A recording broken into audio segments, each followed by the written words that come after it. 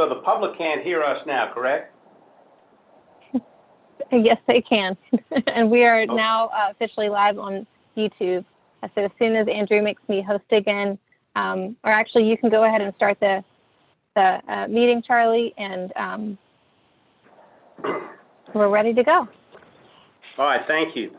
I'd like to welcome everyone to the City of Charleston Planning Commission meeting of October 21st, 2020.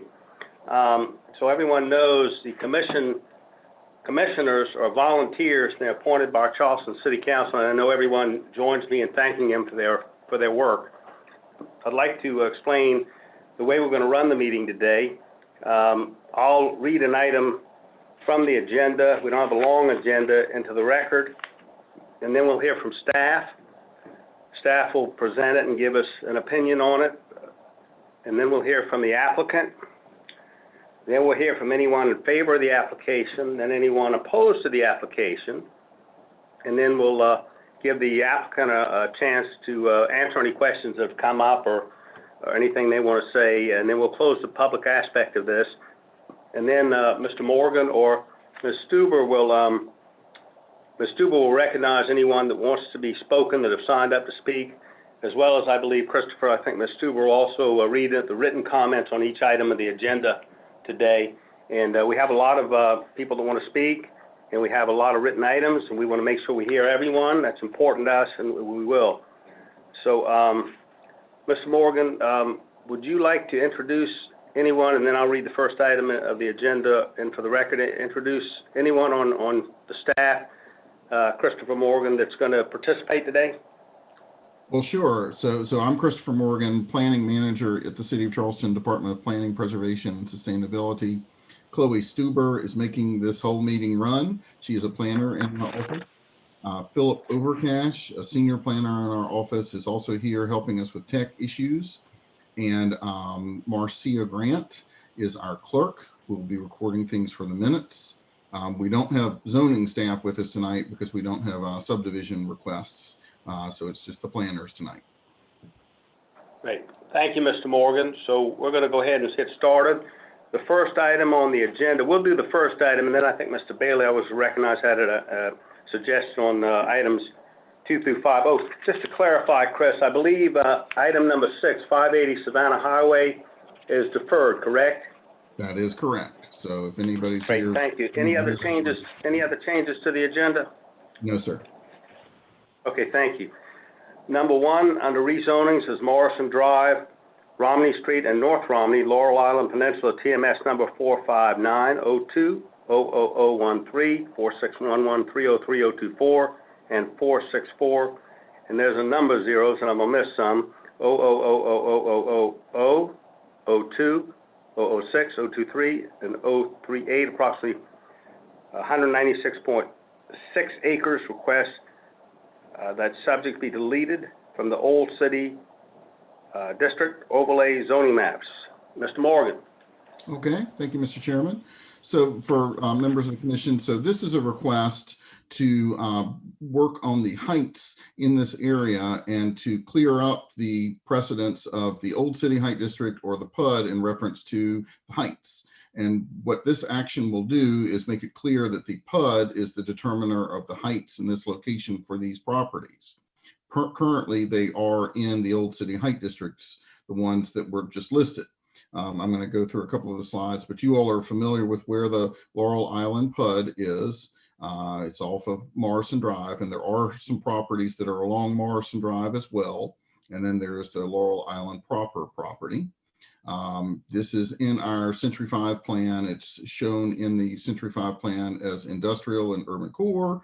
So this is an area where greater heights, greater intensities are recommended. So, you know, all the heights that were in the PUD, as we talked about in previous meetings, are appropriate from our standpoint in looking at it in the context of the comprehensive plan. Just so you see the overall parcels that are involved in the PUD, again, they're outlined in yellow here. And again, the bulk of this is the Laurel Island old landfill, but there are the properties along Morrison Drive and a small property along a railroad right of way. So in the PUD that is making its way through City Council, that will be up at City Council next week for final approval, these are the height districts that have been recommended and again are moving forward.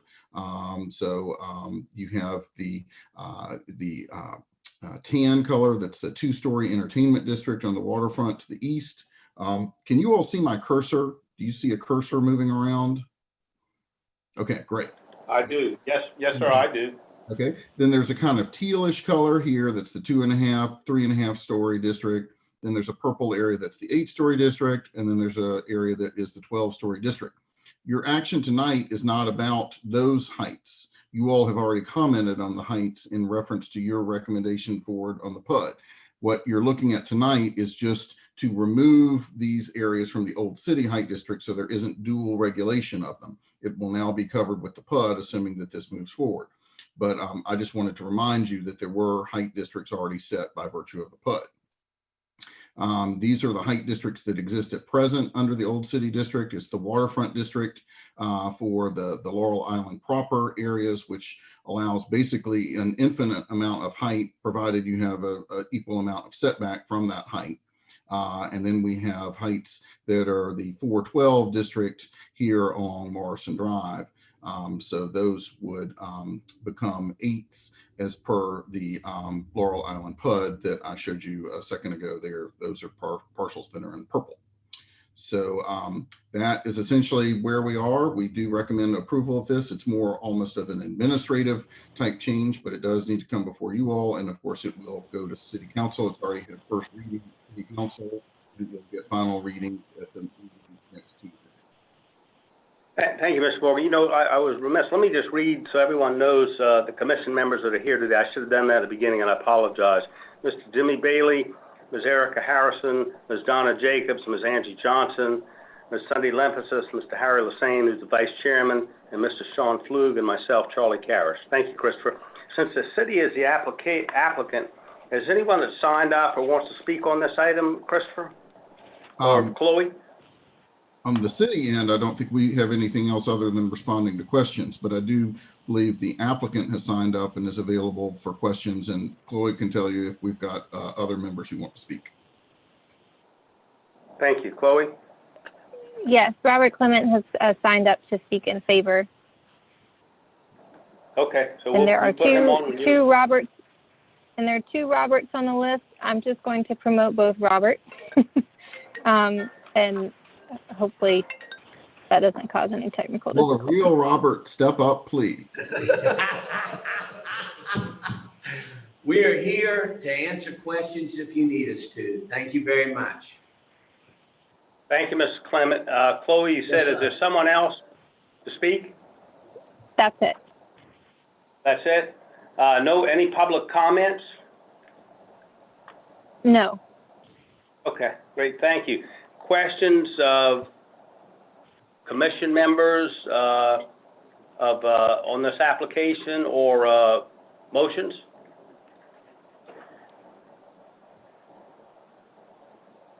Mr. Lassane raised his hand. Who is that, Mr. Lassane? Is that you? I move for approval. Great, Mr. Lassane moves for approval. Is there other discussion or a second? I'll second Mr. Lassane's motion. Thank you, Ms. Jacobs. Donna Jacobs seconds the motion. We have a motion and a second. If there's no other comments, I'm going to go ahead and call the roll, and we'll take a vote. Mr. Jimmy Bailey? Aye, in favor. Ms. Erica Harrison? Aye in favor. Thank you. Ms. Donna Jacobs? Aye in favor. Ms. Angie Johnson? Aye in favor. Ms. Sunday Lemphasis? Aye in favor.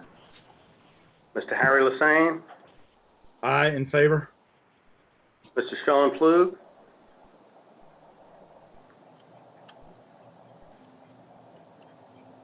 Mr. Flug? Muted? Mr. Flug, are you there? I'm not seeing him on the call at the moment. Okay. He must have had to sign off. Well, we have a motion and a second. Maybe he had to sign off, but we do have a quorum and we do have a majority, and I'm in favor as well, so that would be 7-0 in favor of this application. The next items, Mr. Bailey, did you have a recommendation? We talked about this earlier. Did you have a recommendation on items? I guess it was 2, 3, 4, and 5, and 2, 3, 4, and 5?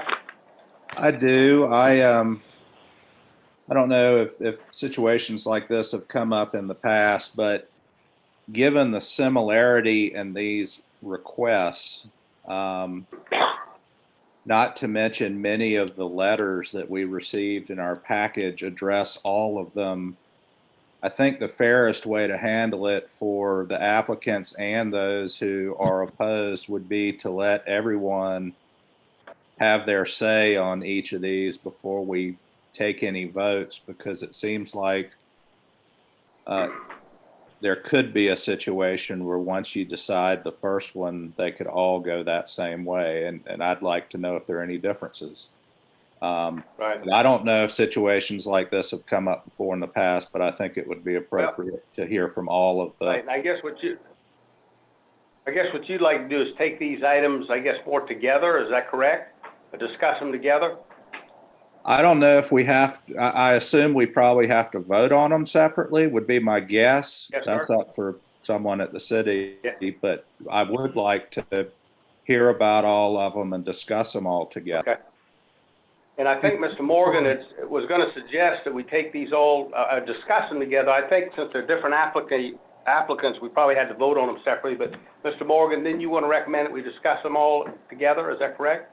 Yeah, that's fine with us. And in fact, you'll see the slide in front of you. We've got them all grouped together so you can see their relationship. And, you know, I think you could even vote on them together, assuming it was a similar motion for all items. If they're different motions for different items, then we probably should take them one by one. Okay. Yeah, my only concern with that was the separate applicants, but I'm okay. Christopher, you don't want to go ahead? Let me read them into the record, and then I'll turn it over to you. So we got item number 2 is 123 Cannon Street, Cannonboro, Ellerboro Peninsula, TMS 46011040077.08 acres. Requested zoning from diverse residential DR2F to limited business. Item number 3 is 121 Cannon Street, Cannonboro, Ellerboro Peninsula, TMS number 46011040078.09 acres. Request diverse residential DR2F to limited business. Number 4 is 217 Ashley Avenue, also Cannonboro, Ellerboro Peninsula, TMS number 46011040080.330 acres. Request diverse residential DR2F to limited business. And item number 5 is 125 Cannon Street, Cannonboro, Ellerboro Peninsula, TMS number 46011040076.07 acres. Request rezoning of diverse residential to limited business. Mr. Morgan? Okay, so I'll start with a general overview of just the general area that these 4 are in, and you all are fairly familiar with this. I think you all have had before you at a number of different meetings the property there at 217 Ashley, which is a historic home that fronts on Ashley Avenue. So this is a location that I think you're pretty familiar with. It's Cannon Street running east-west. It's now 2-way, and Ashley Street Avenue running to the northwest. And then we've got limited business zoning across the street, and limited business across Cannon Street, and limited business across Ashley Avenue, and then DR2F zoning to the rear. And there is one property that is not a part of this application in the middle that is DR2F as well, which is of course a multifamily residential designation. Just to give you an overview of where these are in the plan and everything like that, they're in our urban area of the plan. So the plan doesn't really speak either way in reference to the types of requests you have before you tonight, because obviously the plan talks about how urban areas do have residential and commercial uses in them. I think the issues that are at play tonight are more neighborhood specific and more about neighborhood livability and things like that, but we'll get into those further. From an aerial view, you can see the properties. Again, this is the one at the corner of Ashley, which is the largest of the properties. Then we have a house at 121, 123, and then a commercial structure at 125 at Cannon Street. Another image we have shows the overall zoning in the area, just so you see a broader view of the zoning, and the vast majority of the zoning along Cannon Street is limited business zoning. These were not part of that limited business zoning that predates, my goodness, it's probably been in place since the 60s or the 50s, something like that. And then we've had a few rezonings in the neighborhood that you all might be familiar with, some MU up here at Spring and Ashley, and then we've had a few PUDs in the area. We've also had a few corner stores in the last few years that have come in that have history as commercial uses coming forward for rezonings to commercial designations like CT. This is the short-term rental overlay area, and the dotted line here on this image shows the overall boundaries of the Cannonboro-Elliottboro neighborhood, which is the boundaries of this special short-term rental overlay. And this was an overlay that was requested by the Cannonboro-Elliottboro neighborhood a few years ago now, 7 or 8 years ago. Some of the folks from the neighborhood can probably correct me on the exact time frame on that, but it's been in place for a while, maybe as many as 10 years. And it was designed to help revitalize the neighborhood, to create other uses for some of the properties that were in tougher shape and needed some revitalization. And I'll let the neighbors speak for their thoughts as to, how the short-term rental overlay is working and the short-term rental situation in the neighborhood at present. The properties here is 123 Cannon, residential structure. Then we have 121 Cannon, again, a residential structure here. And then we have 217 Ashley, the larger of the properties, and it's at the corner of Ashley and Cannon. This is a view onto the Ashley Street side, Ashley Avenue side, excuse me. And then this is the 125 Cannon property that, as you can see, is currently occupied with a commercial establishment. It has a use variance that allows this commercial establishment, despite its residential overall, its underlying residential zoning. So it's fully permitted for the use that's there. It's a salon at present, I believe, and it is a historic kind of commercial building at the corner of Cannon and Islington Court. Here's a street view looking down Cannon Street in the general area of these properties. And our overall recommendation, based on discussions over the past several years with the neighborhood, is that we are recommending for disapproval because of the neighborhood's concerns about the short-term rentals in the area and the fact that these rezonings would allow these properties to have short-term rentals. And I will the applicants and the neighbors give you comments on that, and I think there'll be a number of people, and we are happy to answer other questions. Thank you, Mr. Morgan. Chloe, do we have the applicants? I guess we need to let them speak now, one at a time. Yes, I'm going to, Dwayne Green is speaking on behalf of all the applications. We also have David McSweeney speaking on behalf of 123 Cannon Street. So I'm going to promote them both now to panelists. Oh.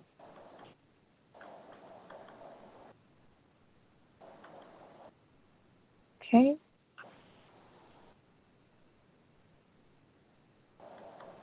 Okay.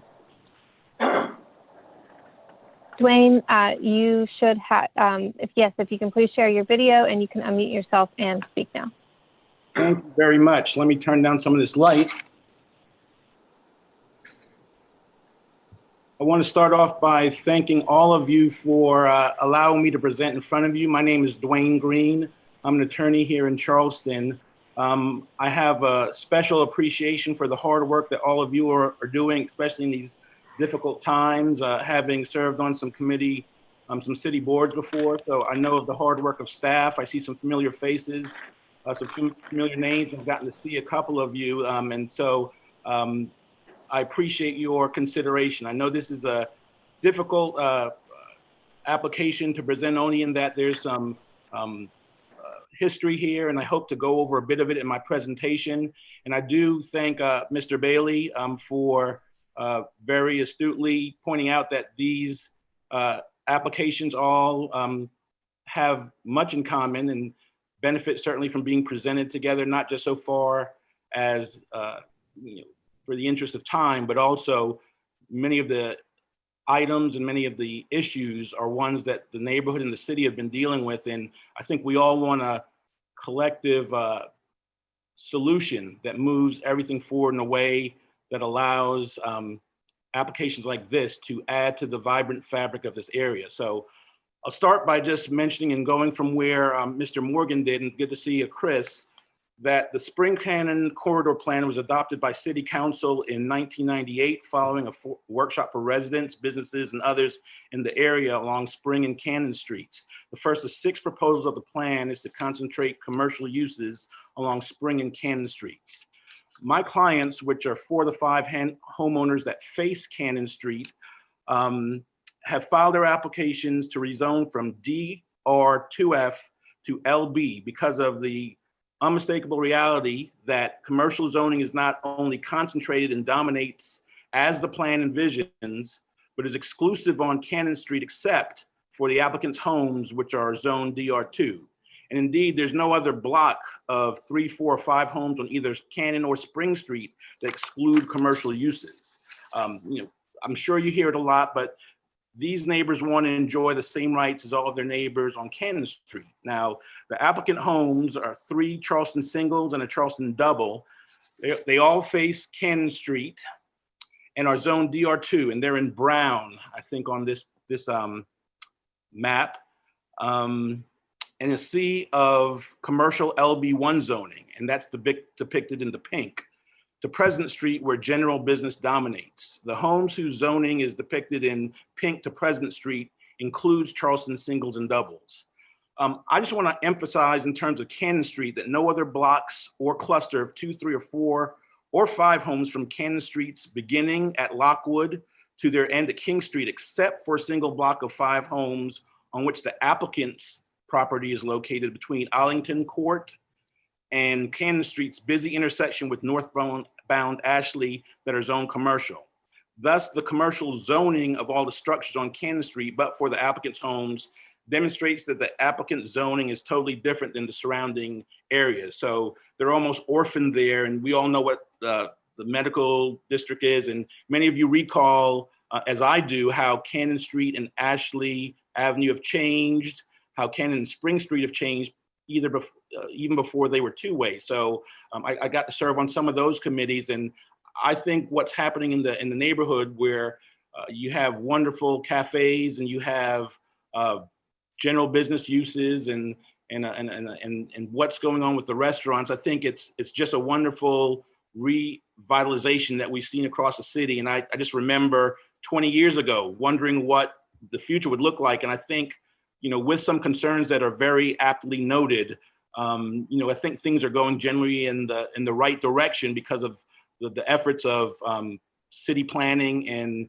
people like Christopher Morgan, Eddie Bello, Charles Chase, Yvonne Fortenberry. But in either way, in reviewing the surrounding area, and particularly the intersection of Cannon and Ashley, which is a major northbound one-way artery that forms the eastern boundary of these applicant homes, 3 of the 4 structures at the intersection of Cannon and Ashley Avenue are zoned for commercial use. The only Charleston double owned by one of the applicants on the southwest corner facing Cannon Street at 217 Ashley Avenue is not zoned commercial.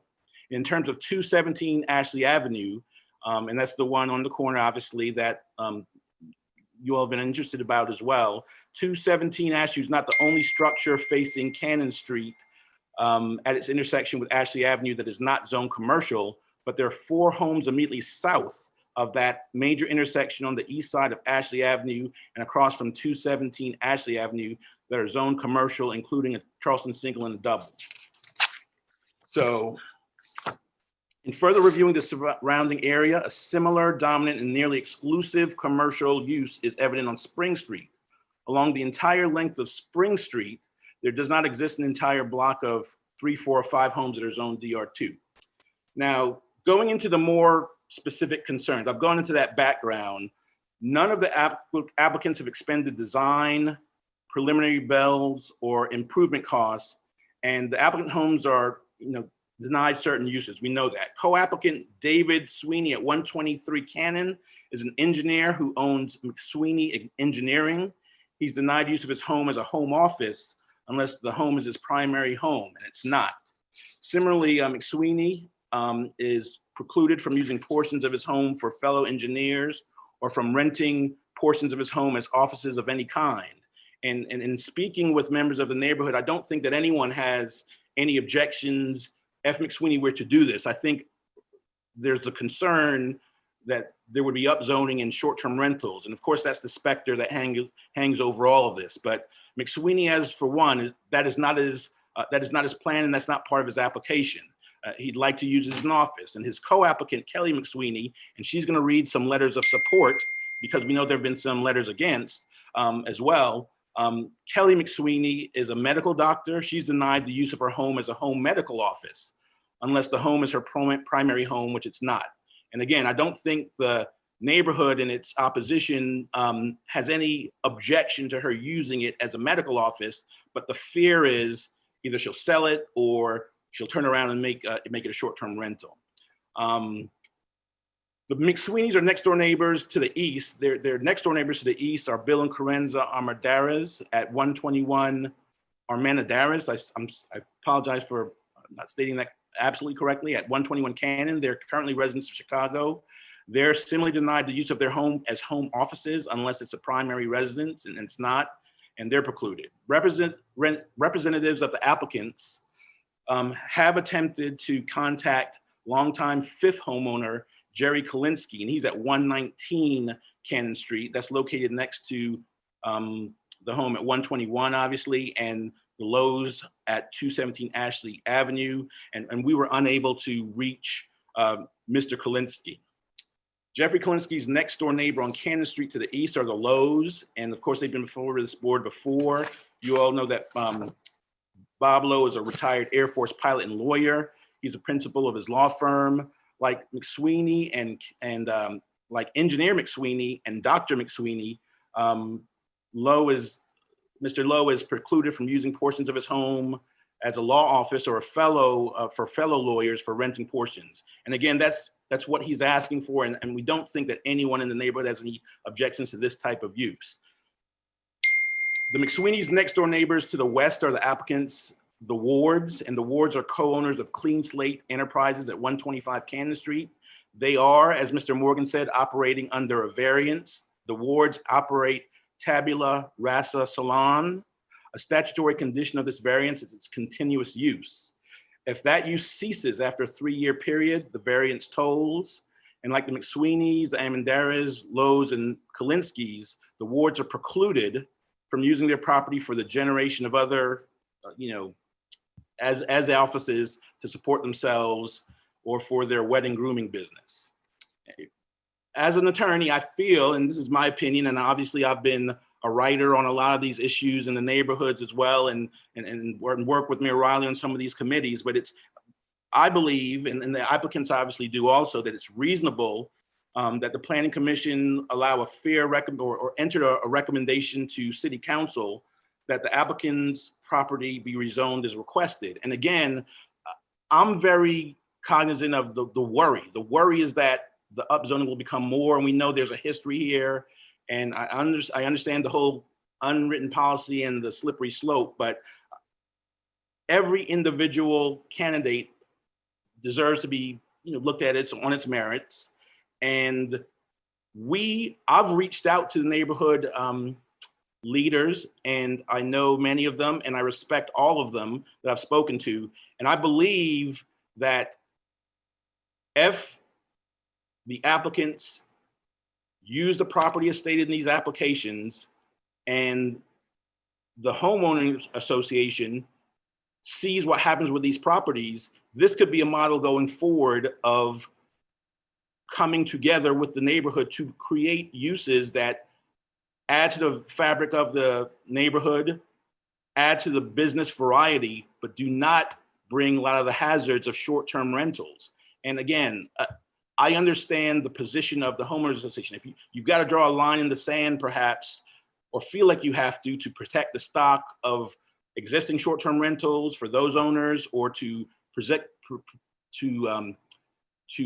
the livability of the neighborhood. But the only reason I get involved, and I'm not in front of you all a lot or at all, is if I believe that an application is consistent with not only the plan, but with the neighborhood uses. And as stated in this application, and as I believe will be, if this application is granted, that is the way that these properties will be used. And I think that would be a great example for this neighborhood. And that's my belief as to the fairness and to why I believe that you all should recommend to City Council to take a look at this and to allow them the uses that their neighbors enjoy. Short of, and again, they're not using it for short-term rentals. A rezoning of the applicant's property is consistent with the formal recommendations of the Spring Canyon Corridor Plan that was adopted by City Council in 1998. And it's become even more commercialized, as many of you all know. And again, it's the uses that really affect the neighborhood. And again, I've been to many neighborhood meetings, and I think I've spoken several hours to members of the neighborhood association. And I am willing and will remain willing, to work out some sort of solution that moves forward that they could support and be behind, should we be fortunate enough to get your recommendation. The applicant should not be denied uses for their property that their neighbors are. And again, you've heard that, but these specific uses on these applications are not in conflict with the neighborhood's wishes or the plan, and they are not going to add to the short-term rental problem. My clients have attempted to gain neighborhood support. I know that's a question that you all usually ask. They did, on October 5th, 2020, Dr. McSweeney did appear on Zoom before the Cannonboro Elliottburg Neighborhood Association, made a presentation that mirrors my presentation in many ways.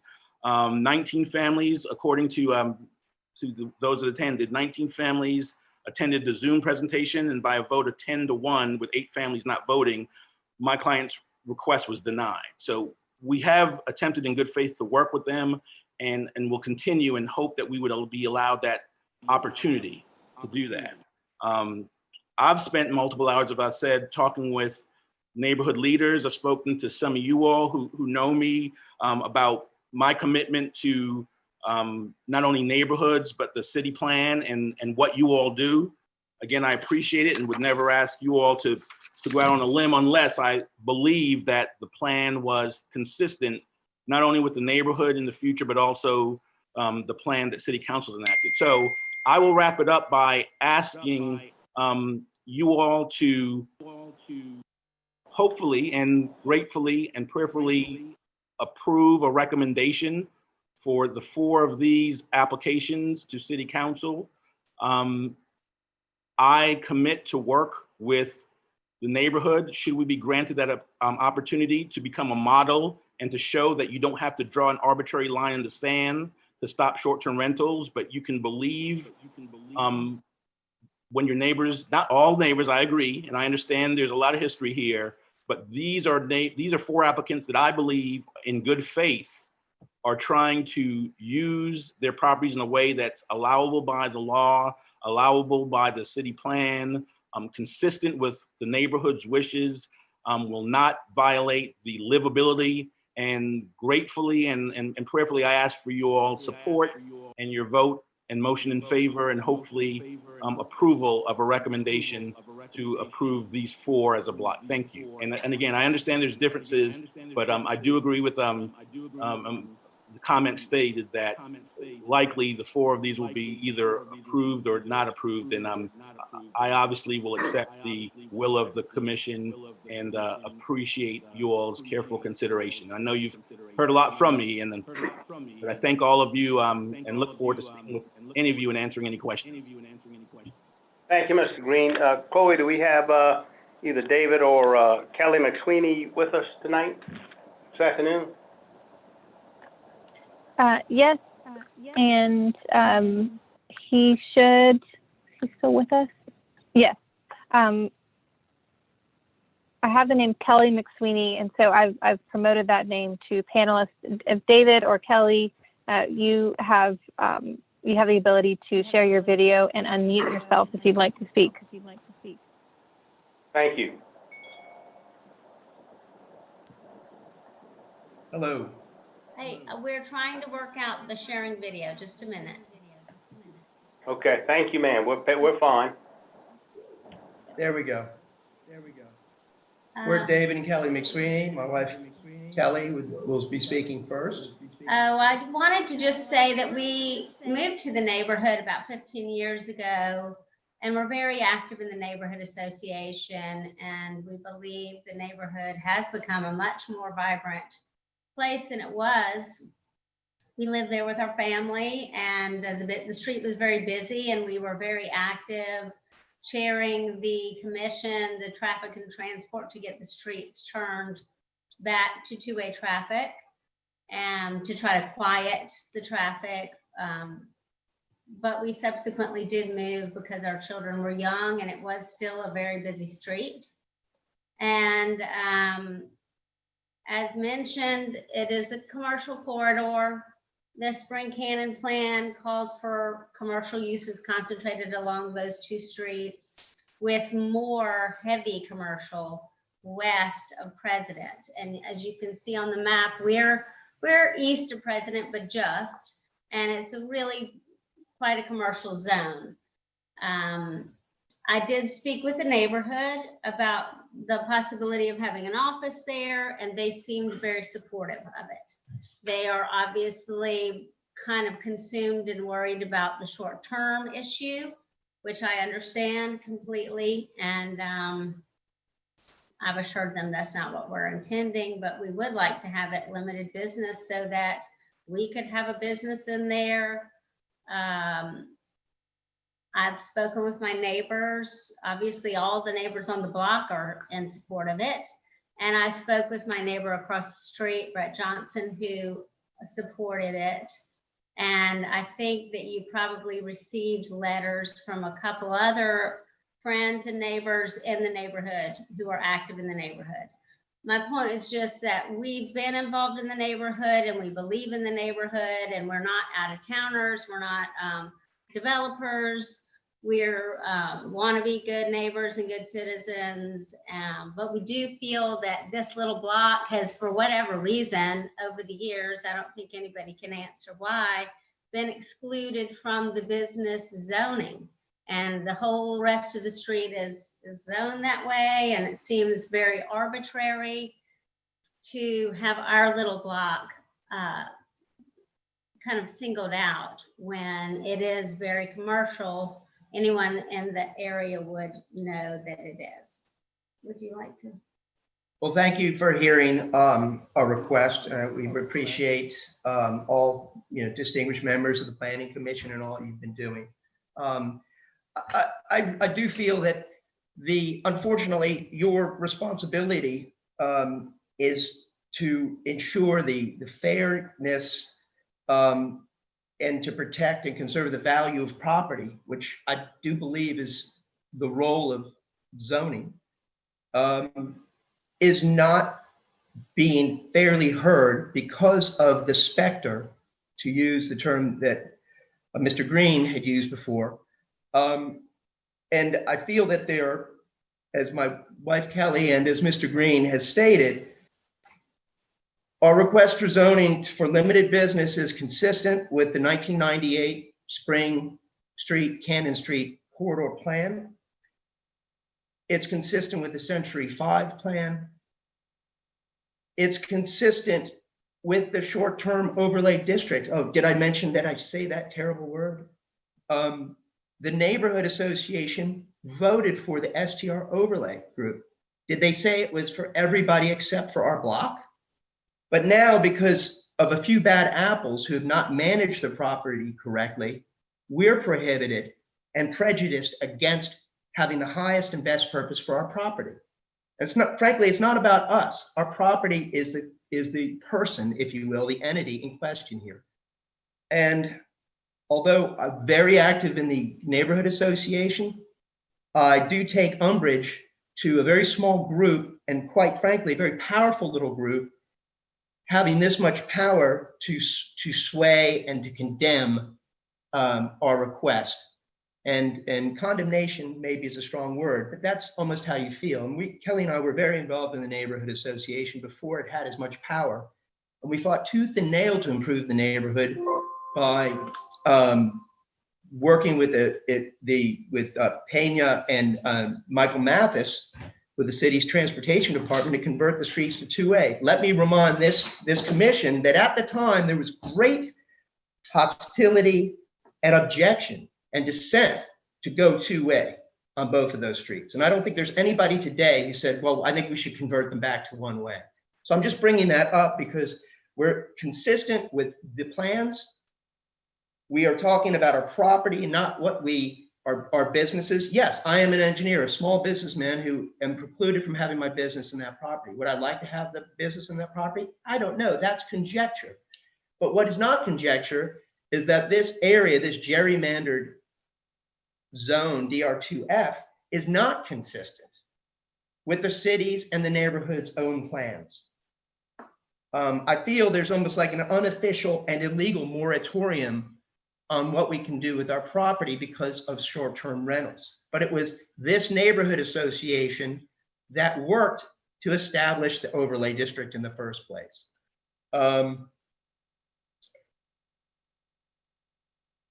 think that's all I have to say. Thank you. If I sound heated about it, it's because it's frustrating, but I hope you can understand my passion for it. Thank you. Thank you both. Ms. Stuber, let me know, there's no other applicants who want to speak on these? I think we've heard from Mr. Green and the McSweeney's, just so we get the process correct. No other applicants want to speak, is that correct? That's correct. And I just want to again thank all of you again. I know you're in an extremely tough position. I know that many of you live in this neighborhood as well. And I thank you all for giving us the opportunity to at least present and get your recommendations to City Council. And we hope that you can recommend us moving forward. Thank you, Mr. Green, and thank you, McSweeney's. Chloe, why don't we take any presentations in favor or written comments in favor that we can go ahead through the process? Hello. Yes. Hold on, William, if you could hold on. So.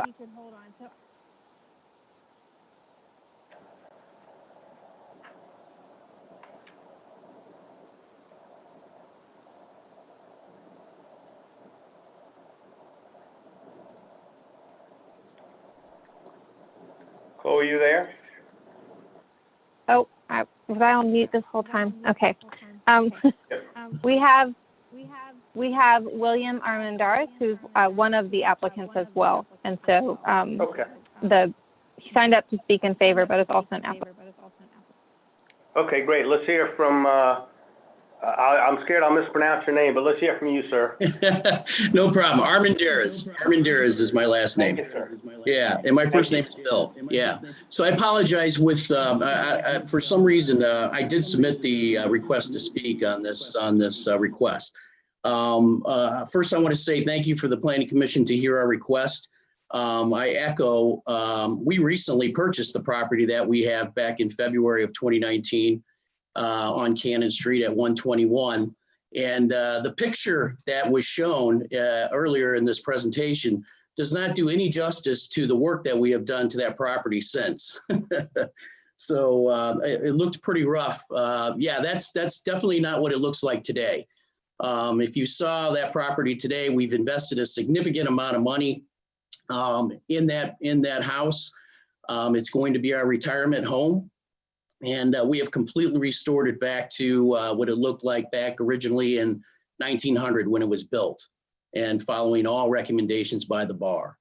I mean, what I wanted to do, and it's really kind of redundant as to what everything else has been said, but I do want to make the point clear that, you know, it's pretty obvious that the city of Charleston has established the Cannon Spring Street corridor and zoned it as such. It's a commercial light business area, except for one small section on the south side of Cannon Street between Ashley and Islington Court, which is our area that we're talking about tonight. The egress and regress of traffic into and out of downtown, along with the established number of businesses on Cannon and Spring Streets, reinforces the solid evidence of an established corridor between President and King Streets. We're not asking to change the neighborhood. In fact, like I said, we've invested a significant amount of money into a full restoration of our property, which faces directly onto Cannon Street, following all the bar recommendations and returning it back to its original grandeur, which stood back in 1900, as I mentioned. We are asking for some semblance of zoning order with all our like neighbors. That's all we're asking for. When you view the zoning map and look at the sea of pink light business zoning all around our property at 121 Cannon, we only ask to have equal and equitable light business zoning as all the other neighbors across the street, east and west of us past our block, and even behind our property to the south off of Islington Court. We would like to have the light business zoning, as was mentioned about small business. I'm approaching retirement, and I'm looking at focusing on my part-time business as full-time. And as I mentioned, we're going to be retiring and moving into this property. And we would like to establish a home office with regular hours for people to come in and go. And we need that light business zoning to do so. And that's all I'd like to say. And I appreciate your time. No, thank you, sir, for your comments. We appreciate your time as well. Chloe, others who want to speak in favor or written comments in favor, please. Yeah, so we actually have all of the applicants here. There was some confusion with the sign up, so I had them listed under in favor, but if they want to speak as applicants, Bob Lowe is also here, and Keith Ward. Well, you let me know who wants to speak, and we'll hear them now. If they're an applicant, obviously we want to hear from them. Yeah, we in the interest of time, we can assume they're for, and unless they want to say something that has not yet been said.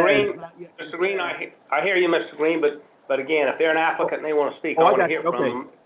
Okay. So Chloe, if they want to speak, we'll hear from them. Okay, Mr. Lowe, if you'd like to speak, you should be able to unmute yourself, and if you do want to speak, please also share your video.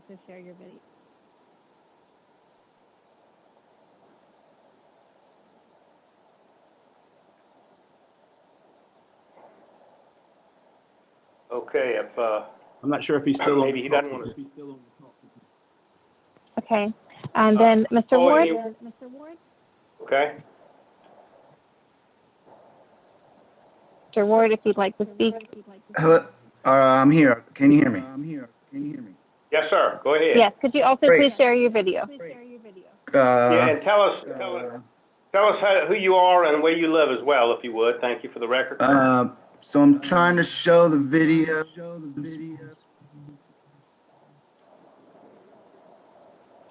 On the bottom left-hand side of your screen, next to the microphone, there's a video camera. If you click on that, it should start your. Okay, I just hit the start. Can you see me? Yeah, you're great. Can you see me? Yes. Yes. Great. Mr. Ward, if you would, tell us who you are and where you reside, if you would as well, just for the record. Yep, my name's Keith Ward, and I'm the owner of 125 Cannon Street. I currently live on Folly Beach, actually on the corner of Lemp, which is ironic with Miss Lempesis in attendance. So I actually just wanted to reiterate, we have no intentions of being a short-term rental. We're strictly a hair salon. We've been in business for 9 years now with no intentions of being a short-term rental. We only want to continue being a hair salon, but I understand we're in a variance to be a hair salon and to be a commercial, business. But if for anything forever to happen to us where we would have to shut down, being zoned not commercially, we would not be able to reopen our business. And that's concerning to my wife and I. We don't plan on going anywhere. We want to own that building for as long as we can. We don't have any retirement, and that's kind of our retirement. So we'd like to be able to continue to operate as we have been operating with no risk. And so with the zoning, we feel like if we were to be zoned commercial, which we're already doing, that would alleviate a lot of our concerns. And that's all we're trying to do. We're not, just like everybody else, we're not trying to do short-term rentals. We just want to continue how we are doing things with no risk of losing our business, and losing that option. So thank you. Thank you, Mr. Ward, for your comments and being with us. Ms. Stuber, anyone else in favor or any written comments in favor? Mr. Lowe was able to unmute his microphone and share video so we can hear from him. Thank you, Mr. Lowe. You go ahead. Thank you very much. Can you hear me okay? Yes, sir. Great. Well, first of all, I want to thank you for listening to our application, our 4 applications. I don't think I could state any better what our attorney has stated, nor what the McSweeney's, Mac McSweeney and Dr. Kelly McSweeney have stated. I want to just say, however, that we have no intent to do short-term rentals now or in the future. We are the ones at 217 Ashley Avenue, for those that weren't on the last hearing with us. We own that big house that's 215 years old. Like Bill Armendariz, we put a lot of money into our house, and it would be just pretty foolish for us to get in the short-term rental game. I want to assure the commission that we are continue to be excellent stewards of our home, as we have during the last 15 years that we've owned it. We're going to continue to be good neighbors that we have been for the past 15 years. And we have not and will never conduct activities in our home that would be violative of any ordinance, certainly those related to livability. That's never occurred in the past, and it's not going to occur in the future. So thank you very, very much. Thank you, Mr. Lowe, for your time and for being with us.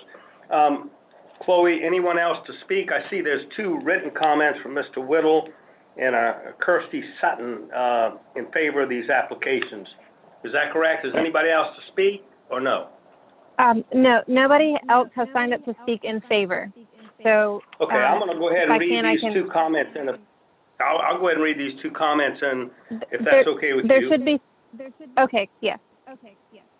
Is Frederick Whittle, 871 Robert E. Lee Boulevard. The property owners in this section of Cannon Street, Ashley Avenue are entitled to the same planning, courtesy, privileges, and property rights extended to all others around them. Rezoning the LB is proper and fair treatment. It remains the city's plan to concentrate business and commercial activity to this area. Our company owns 12, 14, 16 Cannon Street, as well as 190, 192 St. Philip Street. That's from Frederick Whittle. Then from Kirsty Sutton of 7 Riverdale Drive, I'm writing to express my support for the rezoning of 123 Cannon Street to limited business. As a property owner in the neighborhood, I consider this block to be already commercial in nature. It forms a major gateway to the peninsula, and as such has a lot of traffic and existing commercial activity. I do not think that adding commercial use in this block would be detrimental to the neighborhood. Ms. Stuber, is any other written comments in favor? If not, we'll go to oppose. No other written comments in favor. No other written or verbal in favor. So why don't we go ahead and if anyone wants to speak in opposition, why don't you go ahead and key them in? Okay. Before we start going down the list, I need to confirm one of our phone callers. So the person with the phone number with the last 4 digits, 3407. I'm going to allow you to talk. Can you please confirm your name?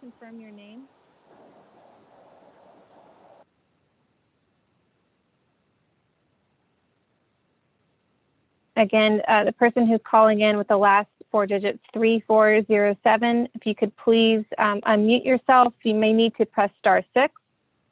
Please confirm your name.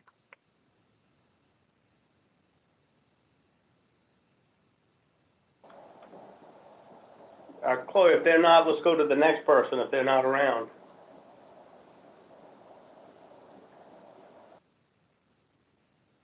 Give them a couple more seconds. Sometimes it takes a minute.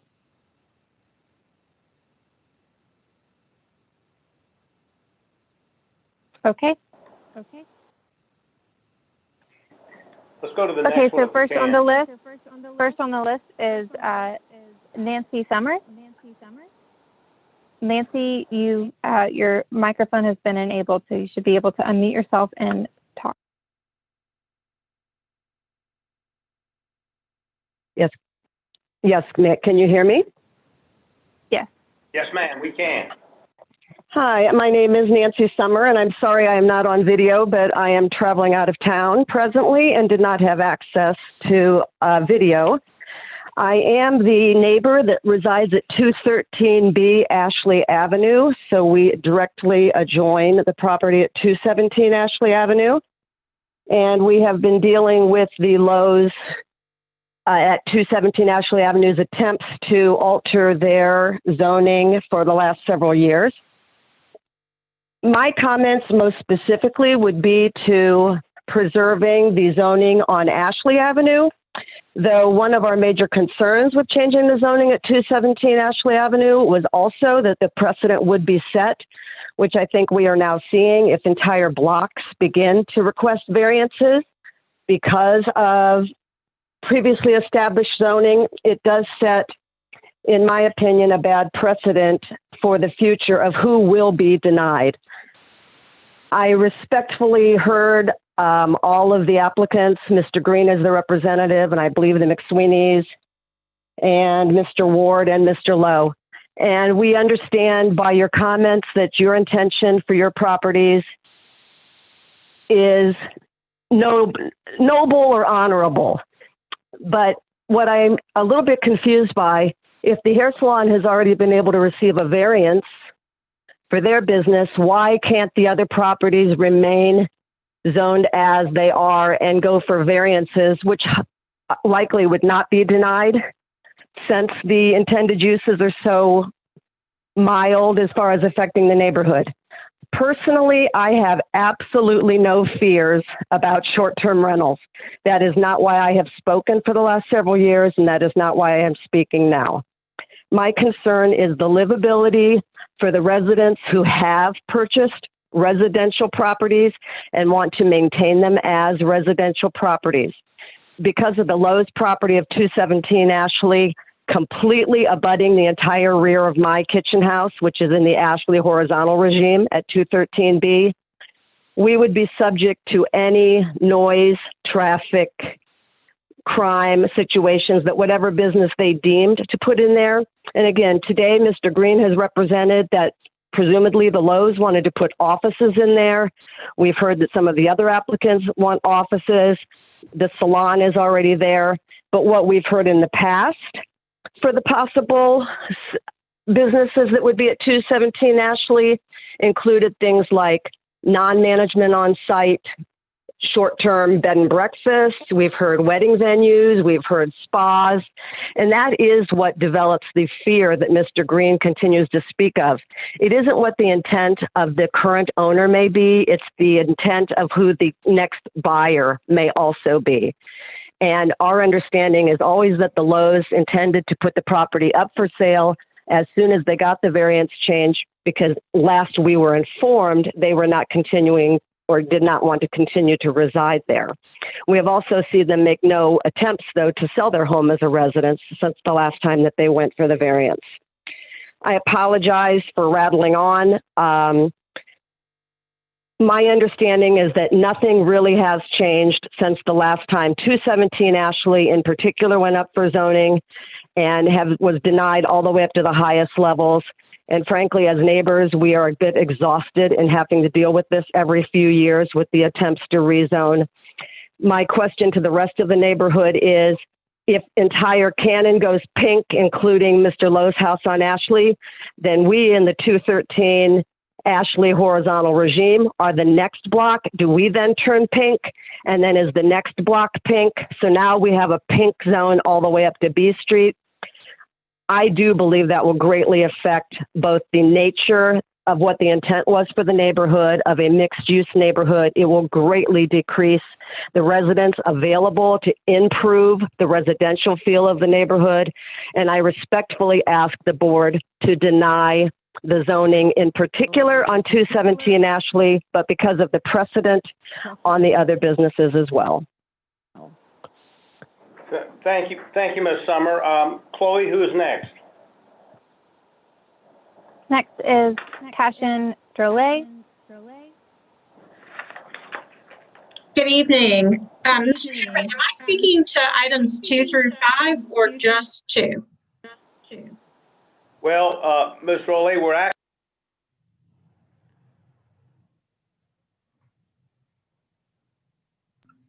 Charlie, you're on mute. Yeah, you've cut out. Charlie, you're on mute. I'm sorry. Yes, ma'am. We're listening to all. You can comment on all of those items if you want to. Okay, doke. My comments are the same for them, and I don't want to be redundant. On behalf of Historic Charleston Foundation, I'd like to affirm the Planning Commission staff's recommendation for disapproval of these rezoning requests from diverse residential 2F to limited business. And these comments would apply to items 2 through 5.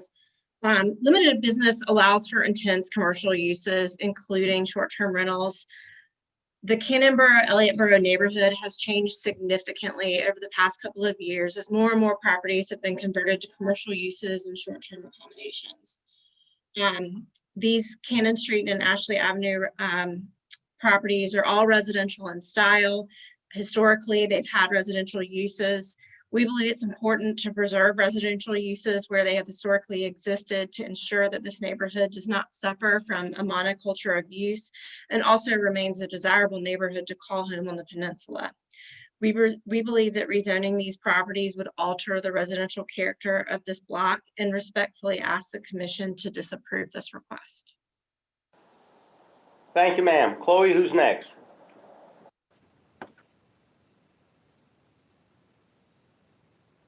Next is Anna Catherine Carroll. Thank you. The Preservation Society of Charleston stands with the Cannonboro-Elliottboro Neighborhood Association and city staff in opposition to the rezoning of these properties from diverse residential to limited business.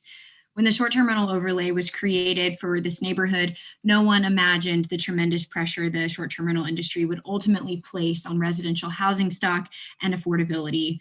Nonetheless, great care was taken in the crafting of this overlay at the time to ensure that historically residential areas remained predominantly residential, which is also supported by the comprehensive plan's recommendation to maintain established character and a mix of residential and commercial uses. This block of Cannon Street, bound by Islington Court and Ashley Avenue, is an intact historically residential sector of Cannonboro-Elliottboro that, if altered, would directly threaten the balance of uses that is essential to the health and livability of this neighborhood. While we appreciate the applicant's presentation and verbal indication that short-term rental use is not the desired outcome, there is no way to guarantee that these properties would not contribute to the proliferation of short-term rentals in the future. For this reason, the Planning Commission has consistently recommended disapproval to the 217 Ashley Avenue request numerous times since 2017, and it is highly inappropriate that this petition would continuously be brought forward, and this time in a coordinated effort with the neighboring properties. We applaud the neighborhood for their consistency in showing up to hold the line against the over-commercialization of their neighborhood. We hear them that they're exhausted, and we urge you to recommend disapproval to this application. Thank you. Thank you, Ms. Carroll. Just for the record, we do have, I think, a letter on record from you on all 4 of these opposing the rezoning as well, I think, from your organization. Chloe, who's next?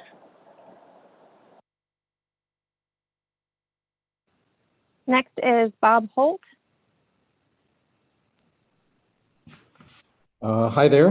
Can you hear me? Hey, Mr. Holt, how are you? Good, thank you. I am not sure how to do my video. I don't see the little thing on the left that lets me enable my video. So if y'all will excuse me, I will continue without the video, if that's okay. Yes, Yes, that's sir, that's okay. fine. The video is just for the applicant, so you'll only have microphone capability. Ah, okay. Well, that's probably why I can't find how to enable my video. Okay. My name is Robert Holt. I live at number 6 Tully Alley. I have been a resident of the neighborhood starting on Rutledge Avenue in 1985. So this is 35 years that I have been a resident of this neighborhood, and I have seen a lot of changes, many for good and some for not so good. Kelly and David, I was on the Transportation Committee and had many meetings at Kelly and David's house on Cannon Street. I don't think our neighborhood is all powerful or that there's a cabal in our neighborhood. I think that one of the things that our neighborhood is concerned, and I think that tends to bring a lot of folks out. I want to just clear up a few things that Dwayne said that are not correct, and I had actually pointed it out at our neighborhood meeting when Kelly had talked about it. These are not the only residential properties on Cannon Street. In fact, between St. Philip and Cumming Street, there are a cluster of 33 homes that are residential. There are 38 residentially zoned properties on Cannon Street. There are approximately another 22 on Spring Street for a total of 60 residentially zoned properties on Spring and Cannon. Additionally, in our neighborhood, there are 96 properties that are zoned residential that abut. That means they touch onto a commercially zoned piece of property. The vote was not 10-1, and our neighborhood president, I think, is signed up to speak here. The vote was actually 42-1, with Kelly being the only one in favor of it, and 42 of her neighbors, many of whom know Kelly and David well on a friendly basis, and voted against it because it is not right for our neighborhood. You heard that this is consistent with the 98 plan, and it is not. The 98 plan talks about both residential and commercial uses in this corridor. And if you eliminate all of the residential uses, what they are saying the plan says is all commercial use for this corridor, and that is not the case. I was on I chaired the committee that spearheaded the short-term rental ordinance being applied to our neighborhood. And it was a 2-year process in the neighborhood with a great deal of deliberation, a great deal of discussion, both with the city, with the historical societies, with the Preservation Society, with our own neighbors, as to what made sense in the neighborhood. We did want to stimulate economic activity in the currently zoned commercial properties, not to have everyone in the neighborhood attempt to rezone their property into commercial from a residential use for the property.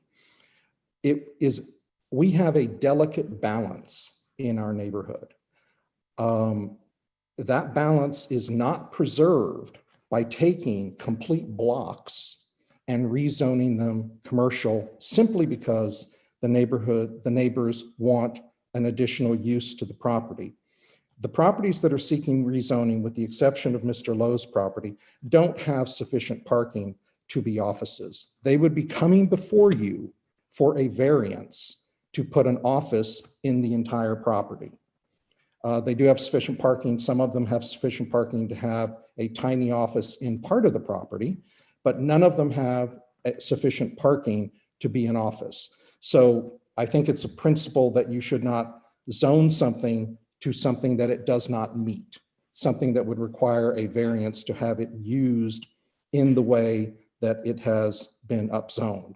With regard to Mr. Amadeus, and I hope I'm saying that correctly, he purchased his property a year ago. He bought a residentially zoned property. If he had sought to purchase a property where he could put any office that he wanted, because he said a home office, and he can put a home office in the property as it is. He has to live there. But if he wanted to have just an office property, there are a lot of commercial properties in Elliott Borough, Cannon that he could have purchased. In fact, there was an assertion made that people are interested in protecting their short-term rentals that they have, and I don't know that there's anyone, that wasn't an argument made at the neighborhood association. The fact is that there are many properties zoned commercially on the Spring Cannon corridor that are not short-term rental, that are residential and could become short-term rental if someone purchased them and decided that that was a better use for them. So there's no lack of inventory that is available if someone seeks to have a commercial use in Elliott Borough, Cannon. They should have bought the property with the zoning classification that suited their uses, rather than coming and upsetting what is a very, very delicate balance. With regard to Mr. Lowe, he has come to the neighborhood on many, many occasions. And his property, he has said that he is trying to sell his property and going to sell his property, and he's actually listed his property before. His property, the size of his property, could have it subdivided into 7 units that could all be short-term rental. His house chopped up, which is not consistent with what as a neighborhood we want. Now, he could do that today and have 7 apartments there. He needs this upzoning to have 7 short-term rental units there. The neighborhood did not believe, because of a very long history with Mr. Lowe, the neighborhood as a whole did not believe what he was saying, did not believe that his use was to have his law office be at that building. I don't know whether that's his real intent or not his intent, but the neighborhood didn't believe it. This Mr. Lowe's property, as all the properties here seeking the upzoning, are far more valuable with a limited business zoning designation, as is Mr. Lowe's. STR does not have a specific parking requirement. So the only thing that the properties, other than Mr. Lowe's, the other 3 properties, the only use that they could have, other than Tabula Rosa, who has who already has permission to have their business there, the only other use of these properties would be STR, which that ordinance says the parking that you have is sufficient. So that could be 0 spaces, that could be 1 space, that could be 2 spaces, and you're good with regard to the STR. Our neighborhood has consistently opposed the upzoning in the residentially zoned properties strictly because we want a neighborhood. There is no other motivation on our part. Kelly and David did do a lot of work to better our neighborhood when they lived here. They moved away. I don't know if they intend on selling their property or not. I don't believe David is going to move his office, and David didn't say to you he was going to move his office. He said that would be an option. I don't believe Kelly has any intention of opening an office there. They are good people. Should you upzone properties that belong to good people just because they're good people? I don't think so. And that is why there is opposition in the neighborhood to Kelly and David's application. That is why there's opposition to all of these upzonings. We don't wish to upset the delicate balance that was well considered when we asked the city to put an STR overlay and draft the STR ordinance for this. And it was well considered. So I ask on behalf of the neighborhood that you guys hold the line on this, because if not, you will have 150 people coming before you saying that they live next to a commercially zoned property and that they want to put an office in their place. Thank you. Thank you, Mr. Holt. Ms. Stuber, who's next? Next, we have Merrill Benfield. Okay, Merrill, your microphone has been enabled, so you should be able to unmute yourself. You may need to press *6.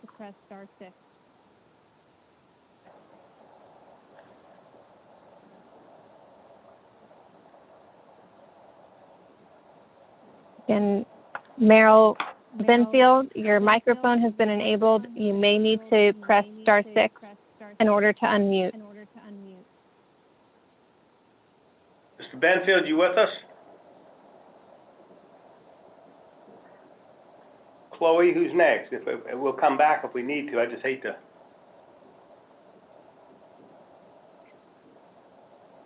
Okay, next is Chuck Waring. Your microphone has been enabled.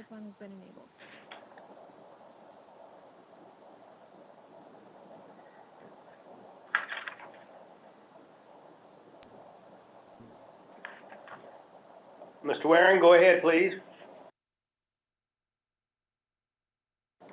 I think you're muted, sir. Can you hear me now? Yes, sir, that's fine. Thank you. All right, perfect. Hello, I'm Chuck Waring. My wife and I purchased a property at 203 and 205 St. Philip Street about 4 years ago. We are an example of what Mr. Holt had described. We're real estate investors, and we wanted to invest in Cannon Borough, Elliott Borough. We have a lot of college rentals, and we thought we would diversify and do a short-term rental.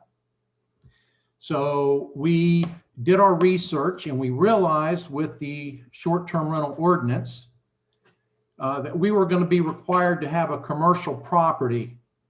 So we bought with that in mind. We didn't want to go in and purchase and then try to upzone.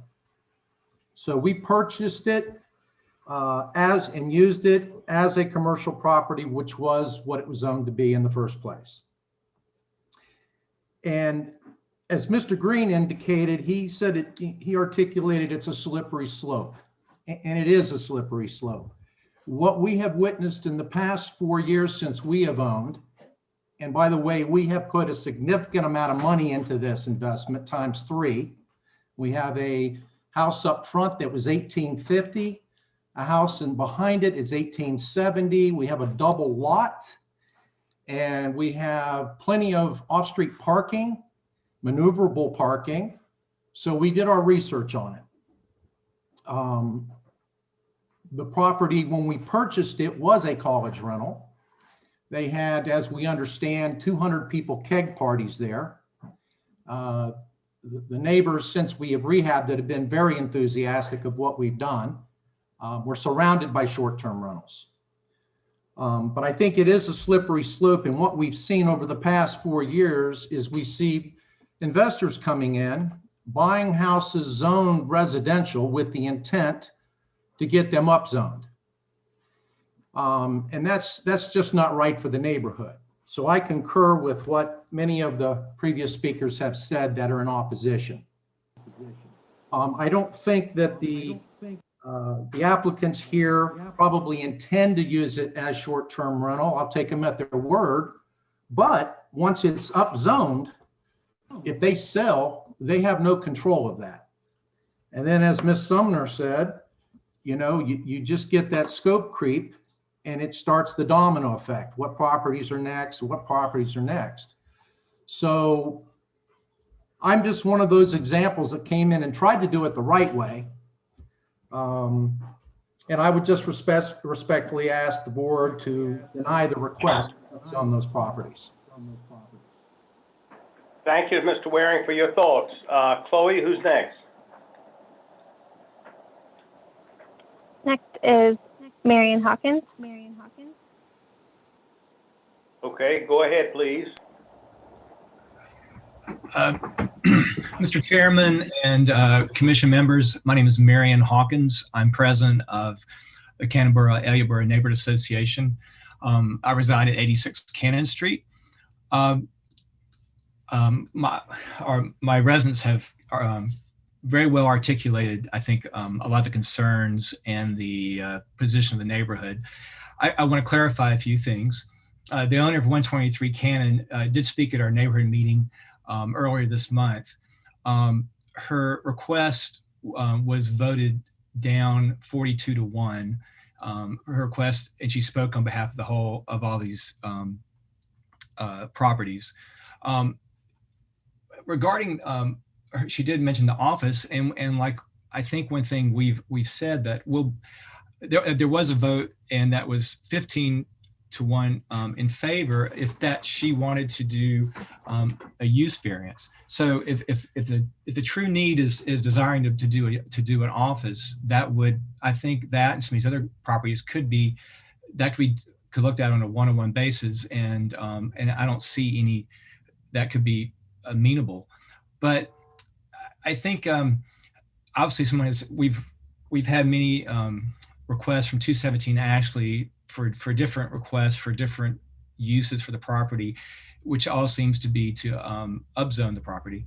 But again, overall, our neighborhood is a delicate, tenuous balance of commercial and residential properties. The zoning's been in place for many, many years, and these properties are, if you look at them, if you look at the map, the larger map is really part of a large residential block that extends from Cannon down Ashley to B. So I don't think it was an oversight by zoning when it was established many, many years ago. And I think it's consistent with the neighborhood character. Our neighborhood association has consistently opposed upzones, really in order to keep our neighborhood diverse, as well as to preserve housing stock for our residents. You know, the biggest thing we're trying to do is have permanent residents, long-term renters, in addition to retail, service, businesses, and restaurants, so that we can continue to have a vibrant, thriving neighborhood. And the thing is, with these properties being requested to be upzoned, once they're upzoned, it transfers with the property, and it seems like most people will opt for the highest commercial use, which will be STR. And our concern is that we don't want the whole neighborhood to be entirely STR. And then once the precedent is set, and I think this would set a dangerous precedent, and we've seen this request over and over for the last several years. You've seen me, I've spoken in front of BZA as well as Planning Commission and City Council numerous times on these consistent requests to be upzoned. And so we, to summarize, we really feel like, this upzone request, others are not for any hardship, but they're only really for financial. And I want to take a little snippet from the city STR ordinance, and the preamble to the ordinance conveys this. It says, the City Council is mindful of the importance of maintaining the residential character of city neighborhoods.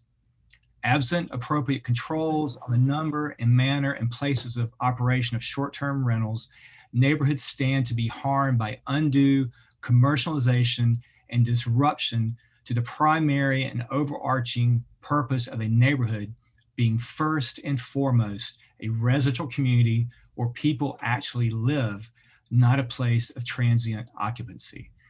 So again, to the board, to the commission members, please help us to keep this keep this balance. I understand the concerns. I understand what's been conveyed by the applicants, but on behalf of the neighborhood, I ask you to help preserve the balance of commercial, residential, and for the commission to please deny the request. Thank you. Thank you, Mr. Hawkins, for your comments as well as your service to your neighborhood association. Chloe, who's next? I'm going to try again with Merrill Benfield. Okay. Merrill Benfield, you've been given permission to use your microphone. If you would like to still speak tonight, now is the time. And again, you may need to press *6 on your phone to unmute yourself. Mr. Benfield, if you're there, please speak now.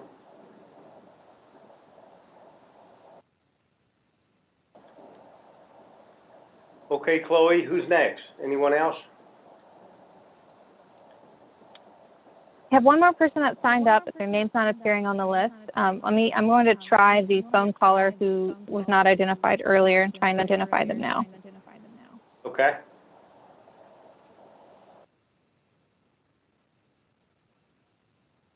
Okay. If you are calling in and the last 4 digits of your phone number is 3407, please identify yourself. Please unmute and identify yourself.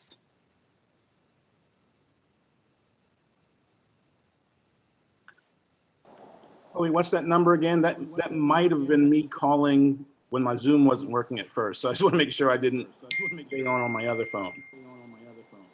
The last 4 digits are 3407. That's not me. Thank you. Okay. Okay. Go on one. Well, we're not getting a response, so. Okay.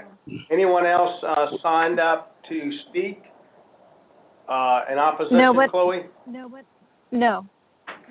Okay. So why don't you go ahead and read, I know some of the people that have written comments have spoken, so obviously I think their thoughts are there, so we don't need to read those written comments because they've spoken to us and we've heard them. Can you read the others now? Yes. Okay. So the first comment is from Paula Garrett at 2035 Bay Hill Drive. No need to add more STR eligible properties. If everything is STR, then there's nowhere for students or citizens. Keep a balance in the neighborhood. Second comment is from Amanda Kepley at 213 Ashley Avenue C.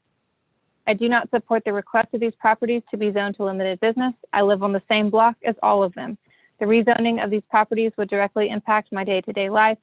We moved here almost a year and a half ago because we fell in love with Charleston. We had a somewhat difficult time finding a property due to the limited offering of long-term rentals, single-family homes in the area.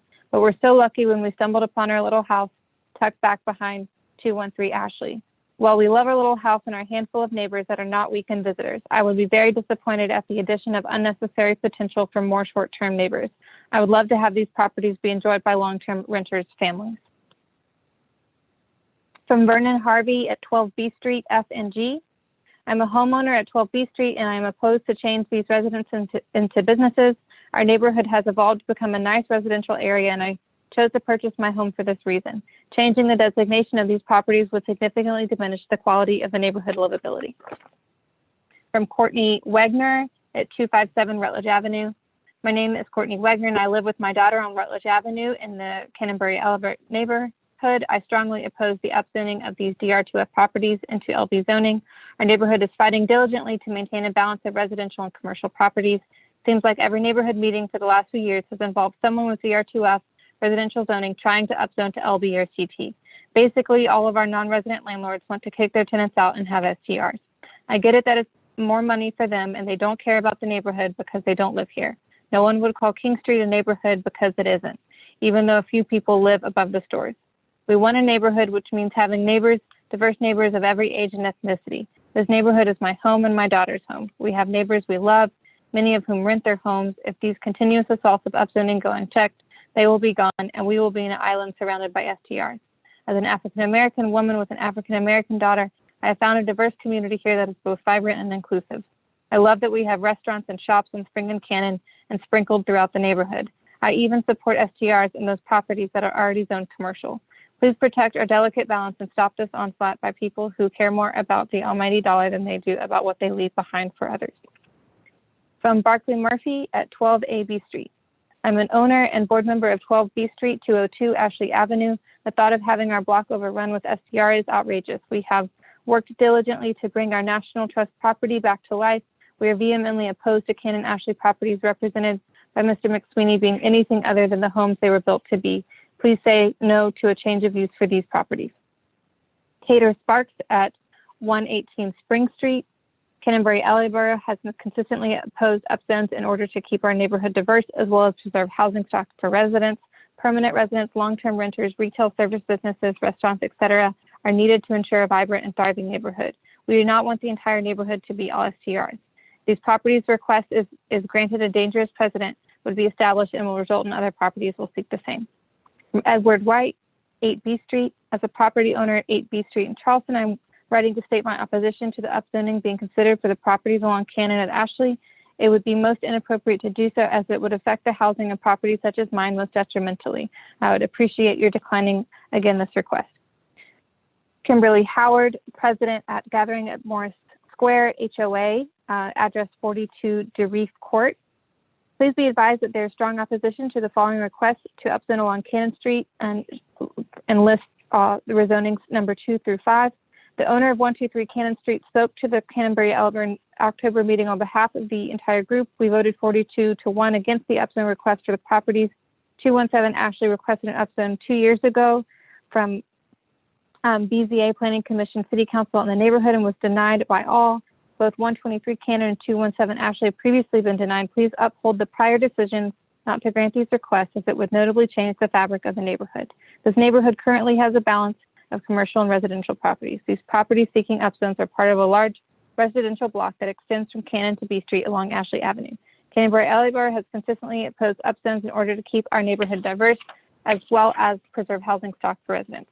Permanent residents, long-term renters, retail, service businesses, restaurants, etc. are needed to ensure a vibrant and thriving neighborhood. We do not want the entire neighborhood to be entirely STRs. If these requests are granted, a dangerous precedent would be established and will result in other properties seeking the same. This will be an incredible loss of residential homes and rentals in the area. These upzone requests appear not for hardship, but only for financial gain, and I am strongly opposed. George Holt and Jerry Moore, 6 and 8 Charles Street. The purpose of this email is to state my opposition to the zoning change request, list rezonings number 2 through 5. Neighborhood is gradually being transformed by generally non-resident investors capitalizing on the increased values of properties zoned for whole house vacation rentals, which are only possible with the zoning changes these applicants would like you to approve. There is no hardship I know of to justify these changes there. Therefore, I'd like to ask that the board reject these applications, and I appreciate the board's consideration and attaching value to the opinions of neighborhood residents in your deliberations. Joe Cannon, 209 Ashley Avenue. I'm Joe Cannon and I live at 209 Ashley. I'm opposed to the change of zoning for the properties at 123 list alt 2 through 5 rezonings. I have lived in this neighborhood since 1982. I taught at the neighborhood school, Rivers Middle School. I have during that time owned 3 properties in this neighborhood. My area between B and Cannon live a variety of people, students, business owners, older people, and people who have lived here for many years. We are bounded by MUSC on the lower side of the street. If the houses on the upper end of the block go commercial, even just an STR, it will propel the rest of us homeowners into an area that have decided can go rapidly commercial. What will be the fate of the rest of us? STRs in this neighborhood have had raging parties and have even had gunshots fired. This is a neighborhood. We bought into a neighborhood. We have lived here all these years to be told that we will go commercial. Do you have the right to change our living status? I hope you will ask yourselves that because your decision will not only affect the properties in question, but the rest of us as well. This is the question that should have been asked and solved before the owners purchase the properties in question. People who buy properties hoping to change their status are speculating. In this case, they're speculating on the backs of the longtime homeowners. For you to allow this would be a travesty to the rest of us who have ownership in this block, this area, and this neighborhood. Please deny this request for the sake of the rest of us who live here. James Lee Trent, 517 Royal Avenue, Mount Pleasant, South Carolina. The owner of 70, 70.5, and 72 Cannon Street, and I'm writing to urge you to deny the upzone request for today's Planning Commission meeting for the zonings 2 through 5. Lived in and owned multiple businesses in the neighborhood for years. I urge you to deny the upzone request for the above properties for several reasons. First, there's no good argument for the upzone other than financial gain. Second, the neighborhood has a lively balance of residential and commercial zoning. Approving these requests will set a bad precedent for future applications and risk the neighborhood's character in the long run. Third, the neighborhood association, the BZA, and Planning Commission has already denied 123 Cannon's upzone request 2 years ago. Mary Mac Wilson at 142. Wait. You go ahead. Mary Mac Wilson, 142 Spring Street, noting her opposition to zonings 2 through 5, as well as general opposition to upzoning properties for use as short-term rentals. When we moved into our home at 142 Spring Street 8 years ago, we had a diverse mix of neighbors, owners, tenants, students, children, elderly, businesses on our block alone. Now we are surrounded on 3 sides of short-term rentals and one of only 2 homes on our block that are not short-term rentals. We miss our neighbors, we miss the relationships we had with them, and we miss not having to call the police every weekend to quiet the bachelorette parties. We love our neighborhood and fear that the character is being permanently changed. At a minimum, I urge you to maintain the zoning that is in place and not establish a precedent for upzoning in a market that already has a housing deficit. Meryl Benfield, we weren't able to hear from Meryl, so Meryl submitted a comment as well. 213 Ashley Avenue opposed rezoning of the historic locations for rezoning into commercial. After moving to Charleston in 1992, I found a number of post-Hugo homes waiting for restoration. Careful guidance from historic groups, I was guided to the wonderful but not restored 213 Ashley Avenue. The area was up and coming, but offered original residents, college and medical students, churches, schools, and long-term residents. Now we are faced with the fight to save one of the most diverse areas of Charleston. We are going to fight to keep an entire historic block of wonderful architecture into commercial use. This is not why we live here. The many new residents and owners are in unison to not make this a marketing and event space in our area. My residence for 27 years has been wonderful with changes being made, but not entire sections of the city made commercial. This is when lawyers, planners, and money merge to create developments, not residences. My 78 reasons I have against 217 Ashley Avenue is the desire to make it a commercial space for basically anything the owners wish for. My home is 78 feet of frontage space with 9 feet of distance from my house to their driveway. I have 7 windows that look over to the lovely maintained gardens of 217 Ashley Avenue. They're great neighbors, and I understand that people's lives change, that owners wish to move, but I will not stand for noise, parties, band, weddings. This zone change releases this magnificent area into whatever someone cares for. The decades of protection of neighborhoods will be gone with the wind, and no one can reverse history. I am opposed to the zoning change. Chantel Dorsey at 149 Line Street. I'm an African-American woman living and owning my home on Line Street in the neighborhood. I live near 2 commercial properties, dog wash and a vet. I enjoy and have enjoyed the diverse character of the neighborhood, not only from the diversity of residents, but also from the diversity of uses, including both residential and commercial. I'm concerned about the proposed upzoning for the 5 properties on Cannon Street that are coming before you today. We have a delicate balance of commercial and residential uses and believe we are at a tipping point. Because we have so many commercial properties in the neighborhood, large percentage of residential properties are near, across from, or abut commercial properties. That seems to be the only rationale for these applicants. If you let that stand, half our neighborhood would immediately seek upzoning and all the currently occupied tenant properties would become STRs. I want to live in a neighborhood with neighbors. I also want proximity to commercial activities. That's why I love this neighborhood. But without neighbors, it will just be an extension of King Street. We have a lot of tenant-owned properties here, and they will go to STR in a heartbeat if you let them. That will leave us homeowners with no neighbors and then moving out ourselves and coming to you to request upzoning and then selling our property to an STR investor. These 5 applicants don't live in the neighborhood or are trying to sell their property right now and get out, not caring about the mess they make for the remaining neighbors. They don't care how this neighborhood looks in 5 or 10 years. I do, and so do the 42 neighbors of mine who attended and voted against this proposed upzoning at our last meeting. The only person voting in favor was the one applicant who attended the meeting. I'm not being dramatic when I ask you to hold the line against this upzoning and let our delicate balance continue to create a vibrant and wonderful life for me and my neighbors. As an African-American woman, I know that African-Americans are usually the first to go when this kind of thing happens, and I ask that you stand as guardians of balance and livability for this neighborhood. Tara Lowry and Rick McKee at 6B Street. I'm emailing you concerning rezonings 2 through 5. Opposed, as the neighborhood is supposed to be a mix of residential. Over the past years that STRs have been allowed, the neighborhood has changed for the worse. At all hours of the night, loud drunk persons are yelling down the street, often waking us up. We have had a mix of individuals walking down our 70-foot driveway into my gated courtyard despite no trespassing signs. Many items have been stolen. My husband's life was threatened when he was confronted one of these people at 1 a.m. By allowing the zoning, these STRs are often unmanaged and out of control. I also am often walking past yards full of beer cans and glass in the street. Additionally, there are small children on the street who should be able to sleep and be free of intrusive behavior from strangers. Additionally, there is not enough residential parking. I have made multiple complaints. I urge you to defer to the neighborhood vote and the will of the residents who actually live here. Two more. Tony and Tracy Bennett, 47 Bogart Street.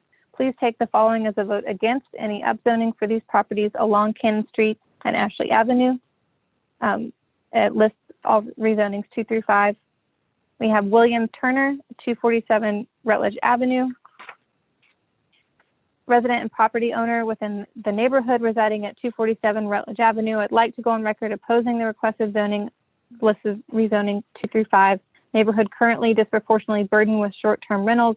Nowhere else in the city does there exist such a high concentration of STRs, and we don't need any more. I offer a unique perspective on STRs, having resided at 82 Spring Street up until last year.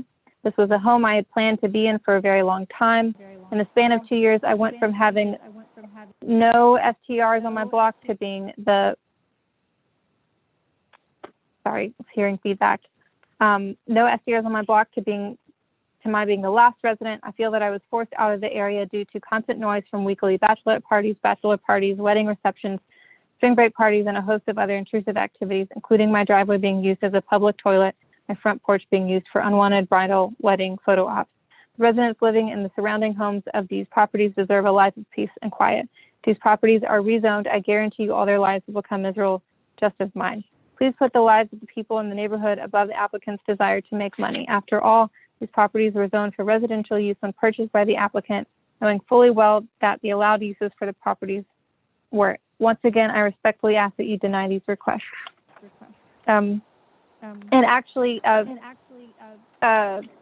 Patrick Purnell, who had signed up to speak, did submit comments. So since he wasn't able to speak, the final comment is from Patrick Purnell at 213D Ashley Avenue.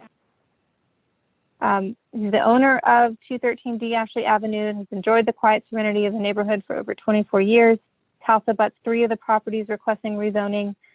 This rezoning, which appears to be strictly profit motivated, would not only affect me personally, but all of my neighbors who enjoy a residential environment. It will diminish the value of my properties and alter the quality of life. We have to hold the line against further commercial expansion in our district and not let the edge be eroded. Once the edge falls, the center will fall as well. The intersection of Ashley Avenue and Ken Street is residential and church and has been for 200 years. It is a wonderful asset to the city at large and should be appreciated, not destroyed. We have already lost too much.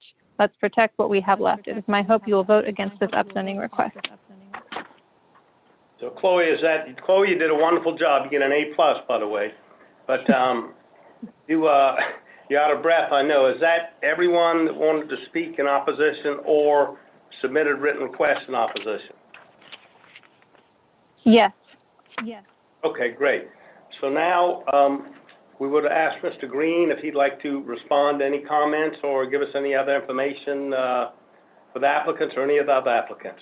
Mr. Green? I would very much, Mr. Chairman. And again, let me thank all of you for your service on the board and for giving us consideration of this. I've sat in that seat before, and because of that, I know how hard this decision is. And I know how hard it is to break from precedent. I kept hearing the word precedent. And let me tell you, this isn't the first time I've been on the side of a discussion or a community discussion on Cannon Street, on which I was in the minority. And I say that I heard this a couple of times as an African-American male. Once upon a time was the chair of the Cannon Street Y. And we wanted to sell the Y so that the Y could have a future. And we saw the change of the neighborhood. And at that point, several residents in neighborhoods took to the paper. It was on the front page of the paper about how they didn't want to see the neighborhood change. They didn't want to see the gas station that was at the corner of Cannon and Spring Street change Cannon and Cumming Street change because it was a nice, quaint neighborhood. And now those condos that Comer made and Cannon Street's been sold and everything else has changed. And we said, look, if we if we sell the Cannon Street YMCA, this neighborhood will evolve into the vibrant neighborhood it is now. I'll say something I don't ever say at a zoning meeting. I agree with every one of those letters in opposition. Every one of those letters in opposition that talked about the dangers of short-term rentals. That's why when I was on the BAR and when I was appointed by Mayor Riley as an attorney, looking at these same issues for the King Street corridor, we wanted to make sure we had the plan. But let me tell you, not one of these applicants has asked for a short-term rental. And what you've heard are the things that we all hate about short-term rentals: gunshots, crime, yards being used as public toilets, lives threatened, parties, police, bachelorette parties. No one wants bands, weddings. I'd say, having lived on Barry Street, that weddings might be the noisiest of all. But that's not what these applicants are asking for. Every time you've heard delicate balance, precedent, slippery slope, or any of those words, that's a presumption being made that, one, these applicants are going to sell their property or that they're lying, or two, that they're going to bring a short-term rental use into that property. That is not what they're asking for. And if we can believe each other as neighbors, we understand the need to draw a line somewhere. But what we want to show is that you can have neighbors, and upzoning does not automatically equal short-term rentals.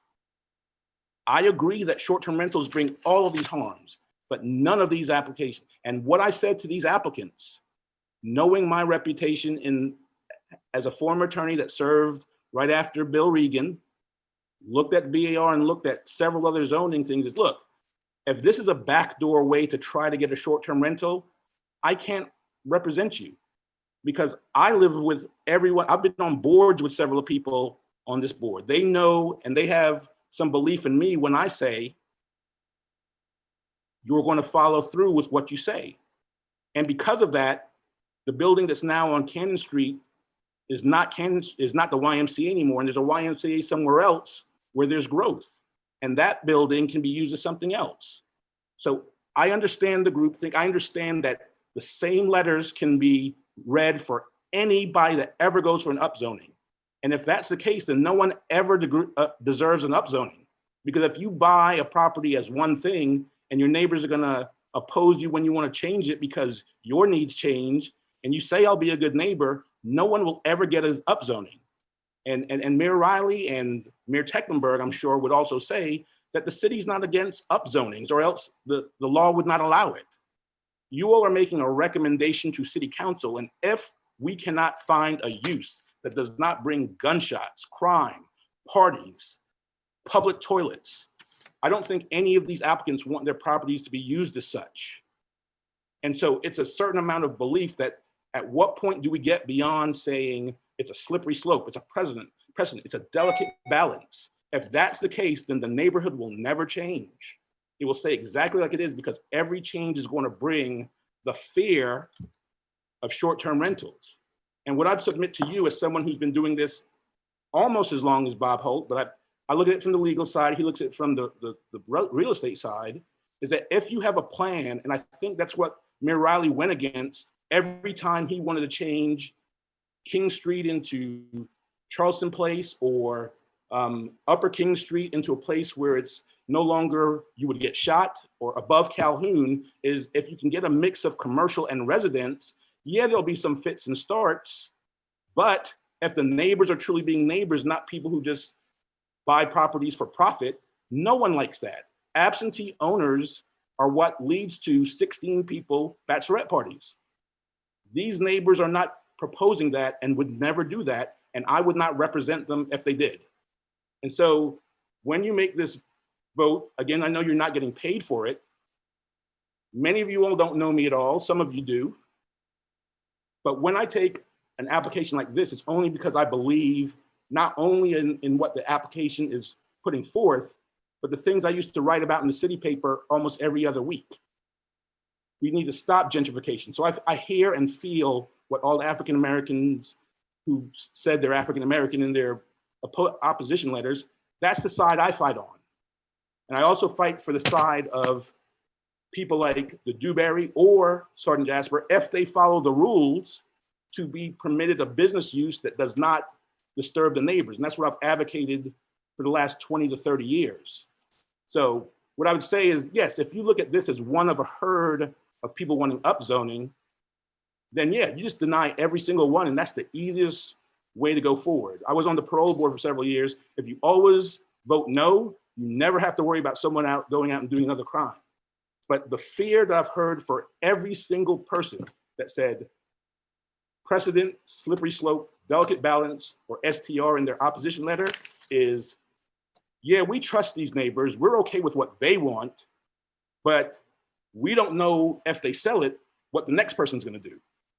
And what I'd submit to you, and the last thing I'd say is, as a city attorney, former city attorney, if every application that ever asked for a zoning change or a variance or any kind of change was said, you know, we believe you, but we're worried about when you sell it, whenever you sell it, we don't know what the next person's gonna do. That would be a winning argument every time if property owners were liable for what the next buyer might do. These applicants have told me we are not gonna do short-term rentals and we have no plans on selling whatever our plans were in the past, and that's the condition on which I represented them. So I ask you, for those who know me, to please think about the long term. And the long term is, this corridor is very different than it was 15 years ago, back when I was on the Cannon Street Y board. And it's gonna be very different 15 years from now, when some of these same owners will probably still own the property. And if they've been good neighbors that have not allowed the parties and the police and the shootings, I mean, we have people from Mount Pleasant writing against this application. These people are your neighbors, and they just want the same opportunity to enjoy their property as you have, and they do not want the horrors to occur that I agree should not be in any neighborhood. So, Mr. Koresh, I think I know I've met you before. Maybe it was dealing with pets and animals instead of houses, but my passion for being on the right side of community development runs very deep. And that's the only reason I'm even appearing on this request, is because I believe in my clients, and I think you all should believe in them too. So thank you very much. And again, I respect and appreciate all the letters of opposition. And if we work together, we can make sure that the scourge of short-term rentals that don't follow the rules doesn't make it impossible for those that do follow the rules to get the most value out of their property. So thank you all very much. Thank you, Mr. Green. Are you speaking for, I just want to make sure we don't cut anybody out. Are you speaking for all, in the rebuttal or the answers, are you speaking for all the applicants? All the applicants, and I'm asking, my request would be that, again, these neighbors, I heard the word saying they're coordinating. Well, these are just neighbors that support each other. They're in a like circumstance. And I think those who own short-term rentals will say, hey, we did it the right way. We all should support one another. So I'm speaking for all four, and I'm asking humbly that they all be approved together, and that they be given a chance that their applications are true on their face, and they do not want to be the yards that have gunshots, noise parties, public toilets, bachelorette parties. No one wants that. And I want them to have the opportunity to work with the neighborhood to show that they're not going to be those kind of neighbors, and that they are not going to bring short-term rentals in to upset the balance. And thank you for that, Mr. Chairman. Thank you, Mr. Green. That's going to close the public aspect of this.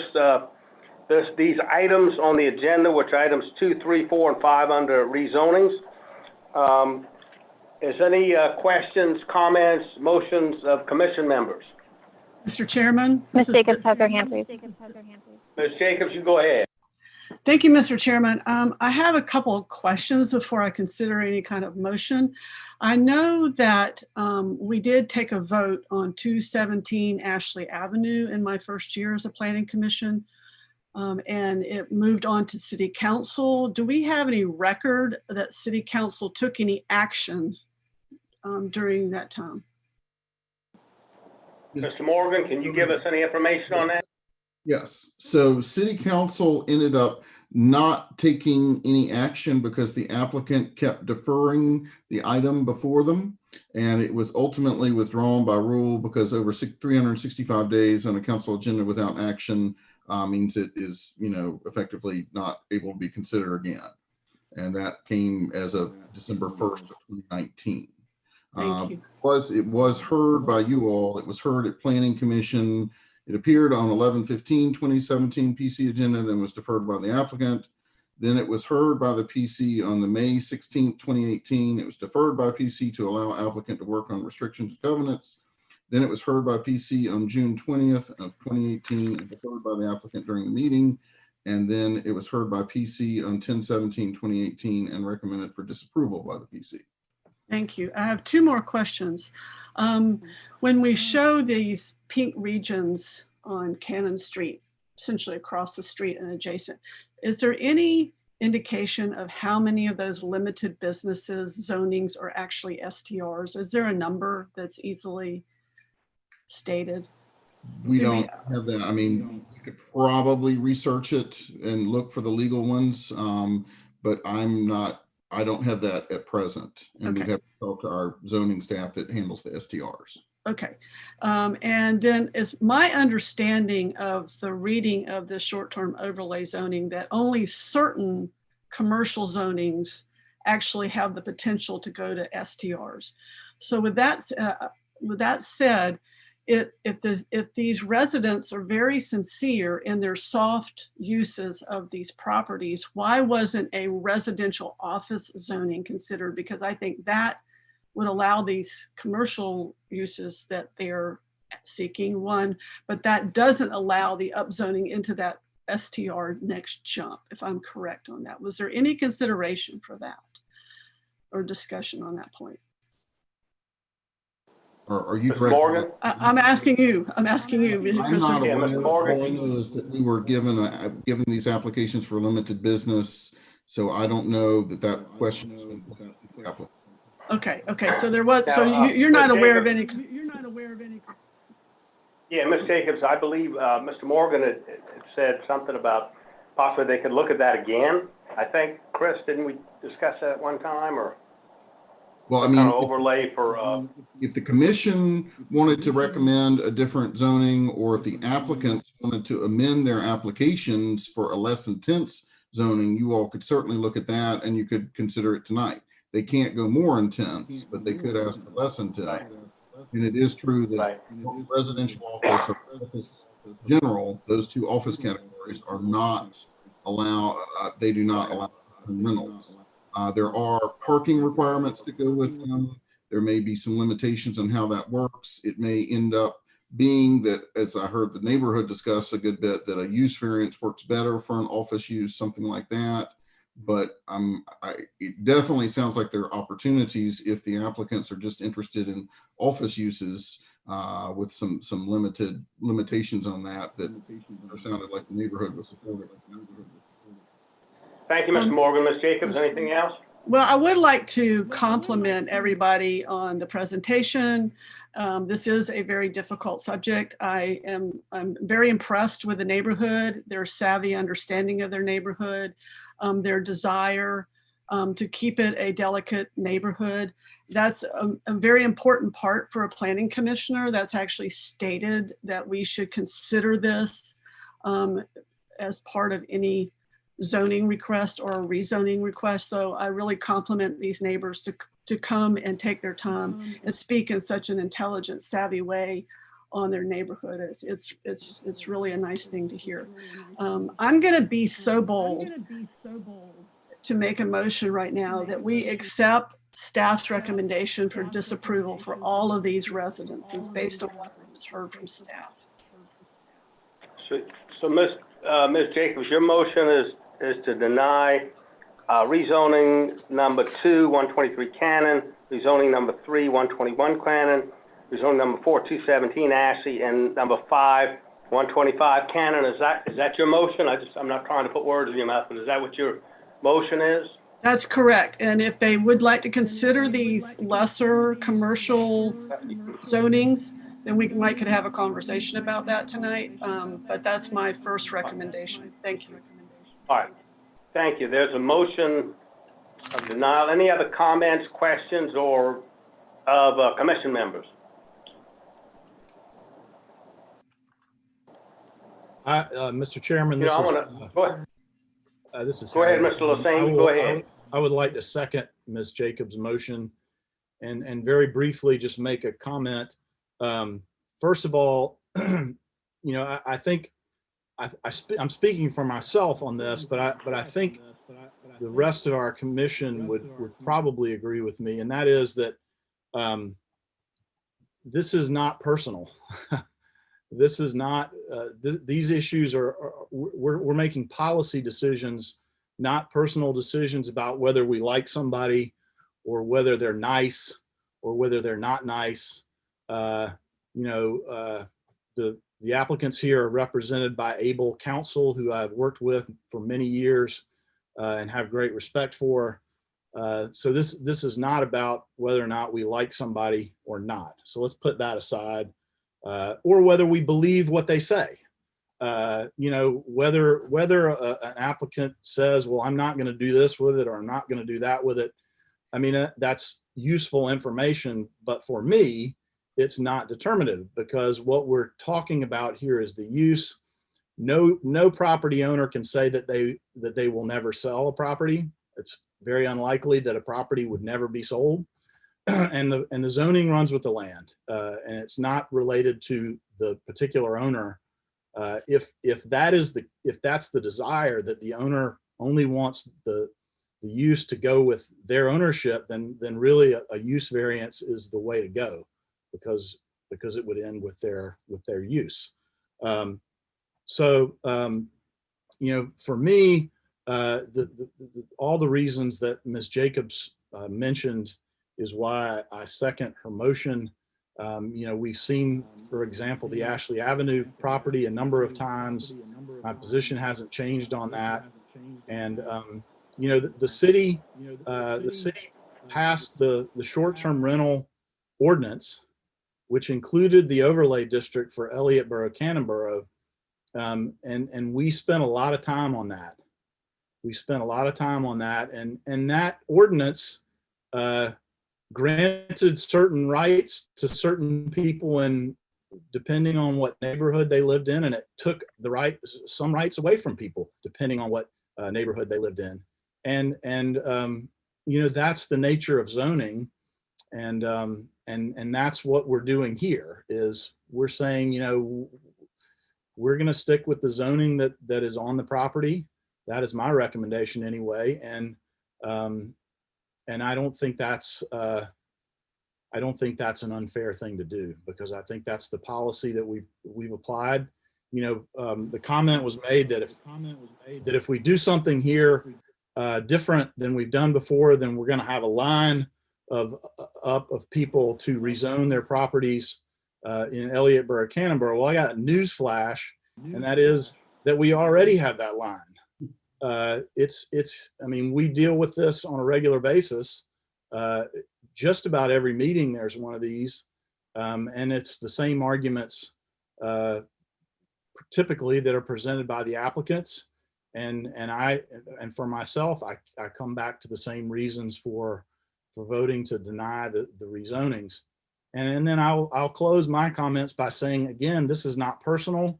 I believe that each one of these applicants has a pure motive, and I don't question their motives. And as I said, Mr. Green, I greatly respect. Those are the reasons for me to support and second Ms. Jacobs' motion. Thanks. Thank you. Well said, Ms. Hossain. Other comments from commission members or questions? If not, Ms. Harrison has her hand raised.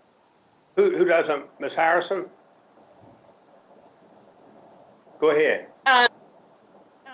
Don, you mentioned the RO zoning, and I understand. So I think it's important to give a little bit more backdrop on this STR overlay. Harry, I agree with you. Dwayne is a phenomenal person.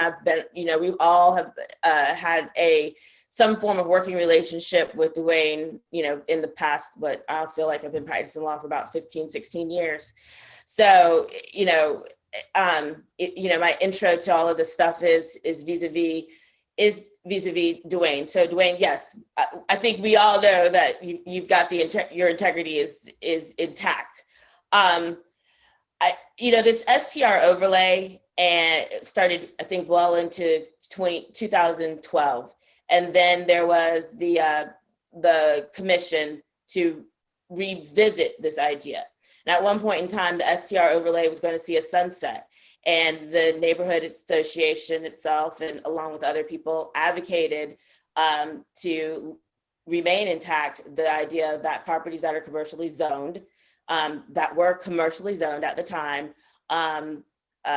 you know, that it should not dissipate. And so you have the current STR ordinance that you have now. What we don't have is the opportunity for properties that are similarly situated, that want to be able to have a commercial use, which is what Ms. Jacobs suggested, which was the RO's designation. There isn't an opportunity for that.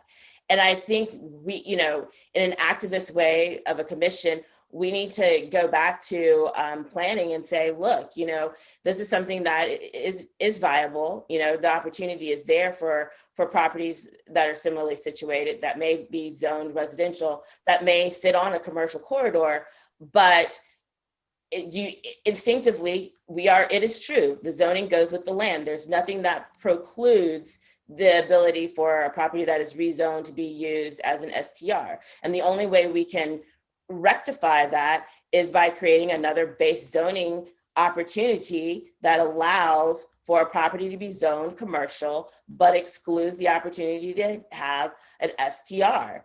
And I think that is something we should, number one, we can do a couple of things. And I understand that there's a motion on the table that we rezone these parcels as RO, or deny them in total. Or the other thing is that we say, look, we should defer this and allow them to come and allow planning to create its own new base zoning district that addresses this specific issue.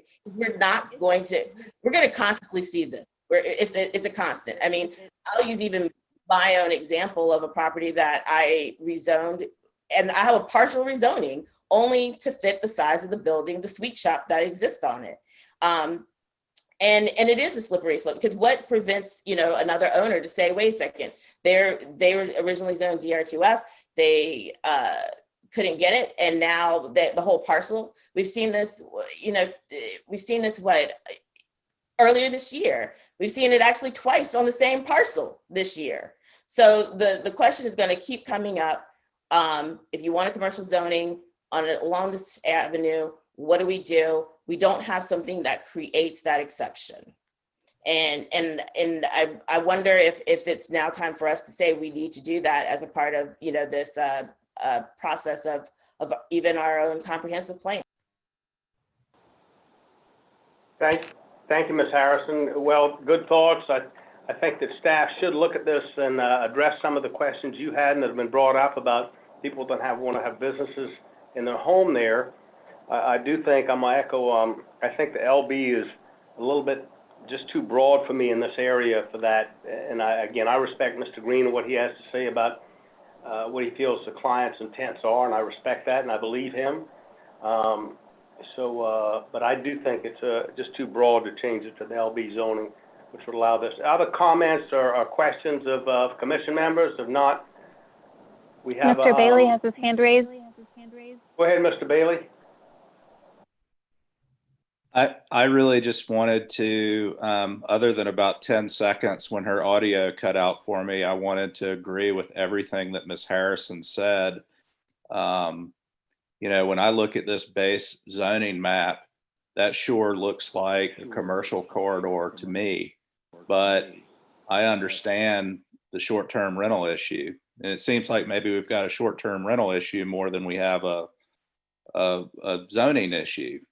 And so, you know, if we were considering a different question, I'd be inclined to support some way to make this happen. I almost feel like this is one of those situations that ought to go to some sort of mediation and try to work it out. And so I think Ms. Harrison makes a very good point that this is something we need to try to figure out if we can. And I don't know that can happen tonight. I'd love to see it deferred, but I know there's a motion on the table. Yes, sir. And there is a motion on the table. I agree with you, and I think that Mr. Morgan and staff hears us from Mr. Bailey and Ms. Harrison and Ms. Hossain and Ms. Jacobs that we'd like to look at this area. I know they've looked at it many times, but look at this area again and some of the issues that are coming up and try to address some of these so that it doesn't keep coming up with problems, that we try to come up with some solutions. So I think y'all are all correct. Any other comments or questions, commission members? If not, we do have a motion on the floor by Ms. Jacobs, seconded by Mr. Hossain. Mr. Hossain has his hand raised, Charlie. Go ahead, Mr. Hossain, you go ahead. Well, actually, I think Mr. Flug hasn't spoken and he has his hand up as well. So I'll defer to him. All right, Mr. Flug, you go ahead. Thank you, Harry. Just for the record, I'd just like to say that I'm in agreement with the comments of Ms. Harrison and Mr. Bailey. I think there's a short-term rental issue here, and I hope there's a way where we can all come together to make this work, particularly for these 4 applicants. Thank you. Thank you, Mr. Flug. Mr. Hossain, did you have something else? Yeah, the only thing I would say is, for me, this is less a short-term rental issue than it is a residential to commercial transition. So I don't want to give the sense that we're all in favor of this, but for the STR issue, because once these things go commercial, they will not ever go back, or it would be rare for them to go back to residential. So anyway, I just wanted to put that out there too. Okay.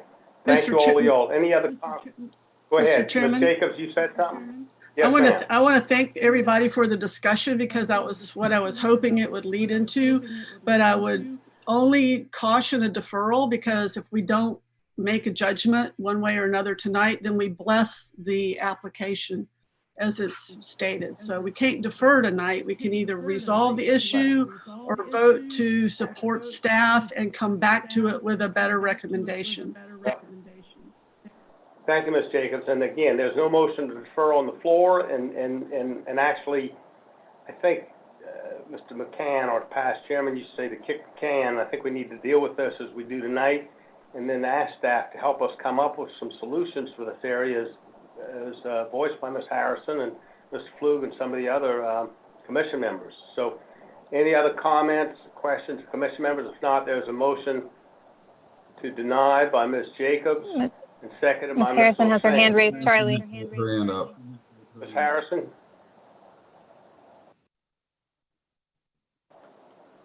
I have one question. Yeah.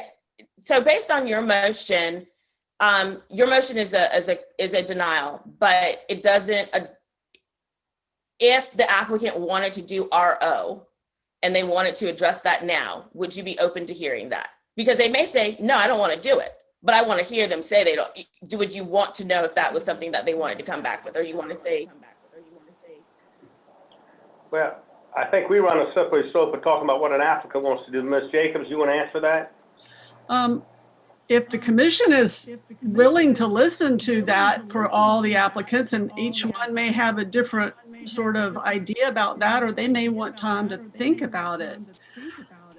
But it's my understanding of the ordinance, which I have sitting behind my Zoom screen, that residential office zoning does not allow for an STR application. And if that's correct, and people want to consider that, but we would have 4 different individuals in consideration, that might be complicated for this evening.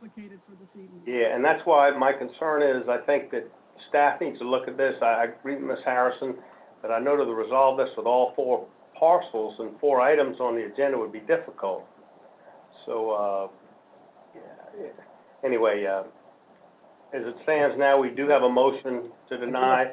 We do have a second to deny. Ms. Lempus has raised Ms. her hand. Lempus has her. Ms. Lempus, you go ahead. I just wanted to say, I think that we're going down a slippery slope if we address the residential office tonight. I think that that needs to be something that, like you said, that needs to be looked at by staff. I definitely agree 100% with all the comments that have been made this evening. This is an important zoning decision that we make that's going to impact us for a long time. And I really believe that we need to deny it tonight and then come back and individually and not us represent what these people want. I think that's going to take, I think we can't make that happen tonight. They're not even available. We're not even in a meeting where we can even talk to people. So I think that we just need to move forward with the motion. Thank you, Charlie. Thank you, Ms. Lempis. I agree with you. Any other comments, questions? If not, there's a Ms. motion. Johnson has her hand raised. Ms. Johnson, you've been pretty quiet tonight. You go ahead.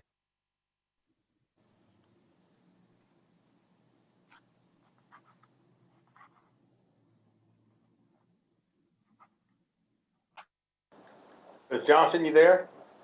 Angie, you're muted.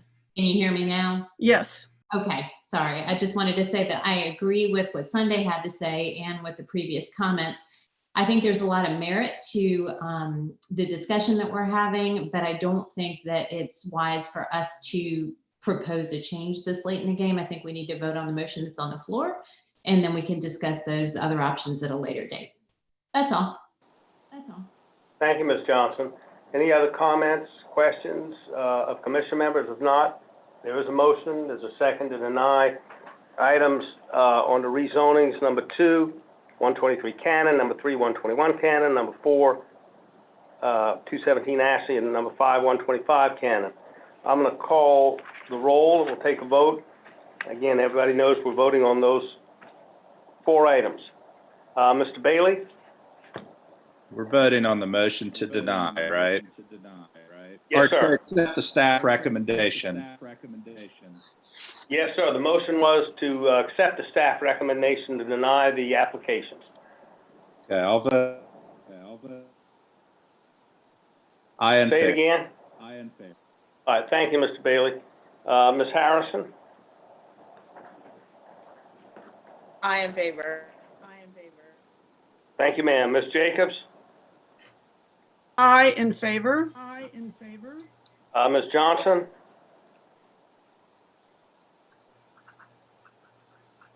Ms. Johnson? I in Maybe muted. Great, thank you, ma'am. Ms. Lampasas? I in favor. Ms. Losane? I in favor. Mr. Flug? I in favor. Great, and I'm in favor as well, so that is 8 in favor of Ms. Jacobs's other motion to deny those 4 items. Thank you all. The next item, that finishes rezonings, and now we have because number 6 was deferred. So now we have Mr. Morgan zonings. We have 3 zonings. Can we take any of those together? Charlie, Ms. Limpis has her hand raised. So, Ms. Lampasas, go ahead. Charlie, I'm at my office and I'm going to leave my office now. I'm going to come back in my car on my phone, but I will not be on it. So I will be able to vote, but I just wanted you to know that I was leaving the Zoom meeting. We'll miss you. We will miss seeing you, Ms. Lampasas. I'll be listening. Thank you, guys. Have a nice night. Okay. Mr. Morgan, can we take any of these zonings? Are they all separate? Should we be taken up separate? We've got them on separate slides here, but we Okay. Whatever you recommend. They are all SR1, so I can publish them for you if you like, and then you can vote them all together. So we have 1858 Christian Road, West Ashley, and this was R4 in Charleston County and would come into the city as SR1. We have 1824 Sandcroft Drive in West Ashley. It was R4 in Charleston County and would come in the city as SR1. And then we have Wapu Road in West Ashley. It was R4 in Charleston County and would come in the city of Charleston as SR1. And Ms., I don't think anyone had signed up or had written comments to speak on any of these. Is that right, Ms. Stuber? that's correct. Mr. Bailey. Okay, great. Go ahead, Mr. Bailey, you go ahead. I have a motion, but I'll defer to any questions or comments. Okay, why don't you go ahead, unless somebody has a comment or question, you go ahead, Mr. Bailey. I move that we approve the staff recommendations on all three of these. Great. So Mr. Bailey moves that zoning number 1, 1858 Christian, number 2, 1824 Sancroft, number 3, Wapu Road, all be approved as recommended by staff. Is there any other questions, comments, or is there a second to the motion? I will second that motion. Thank you, Mr. Lassane. Mr. Lassane seconds. Any other questions or comments? If not, we'll go ahead and call the roll. Mr. Bailey? Aye in favor. Great. Ms. Harrison? Aye in favor. Great. Ms. Jacobs? I in favor. Great. Ms. Johnson?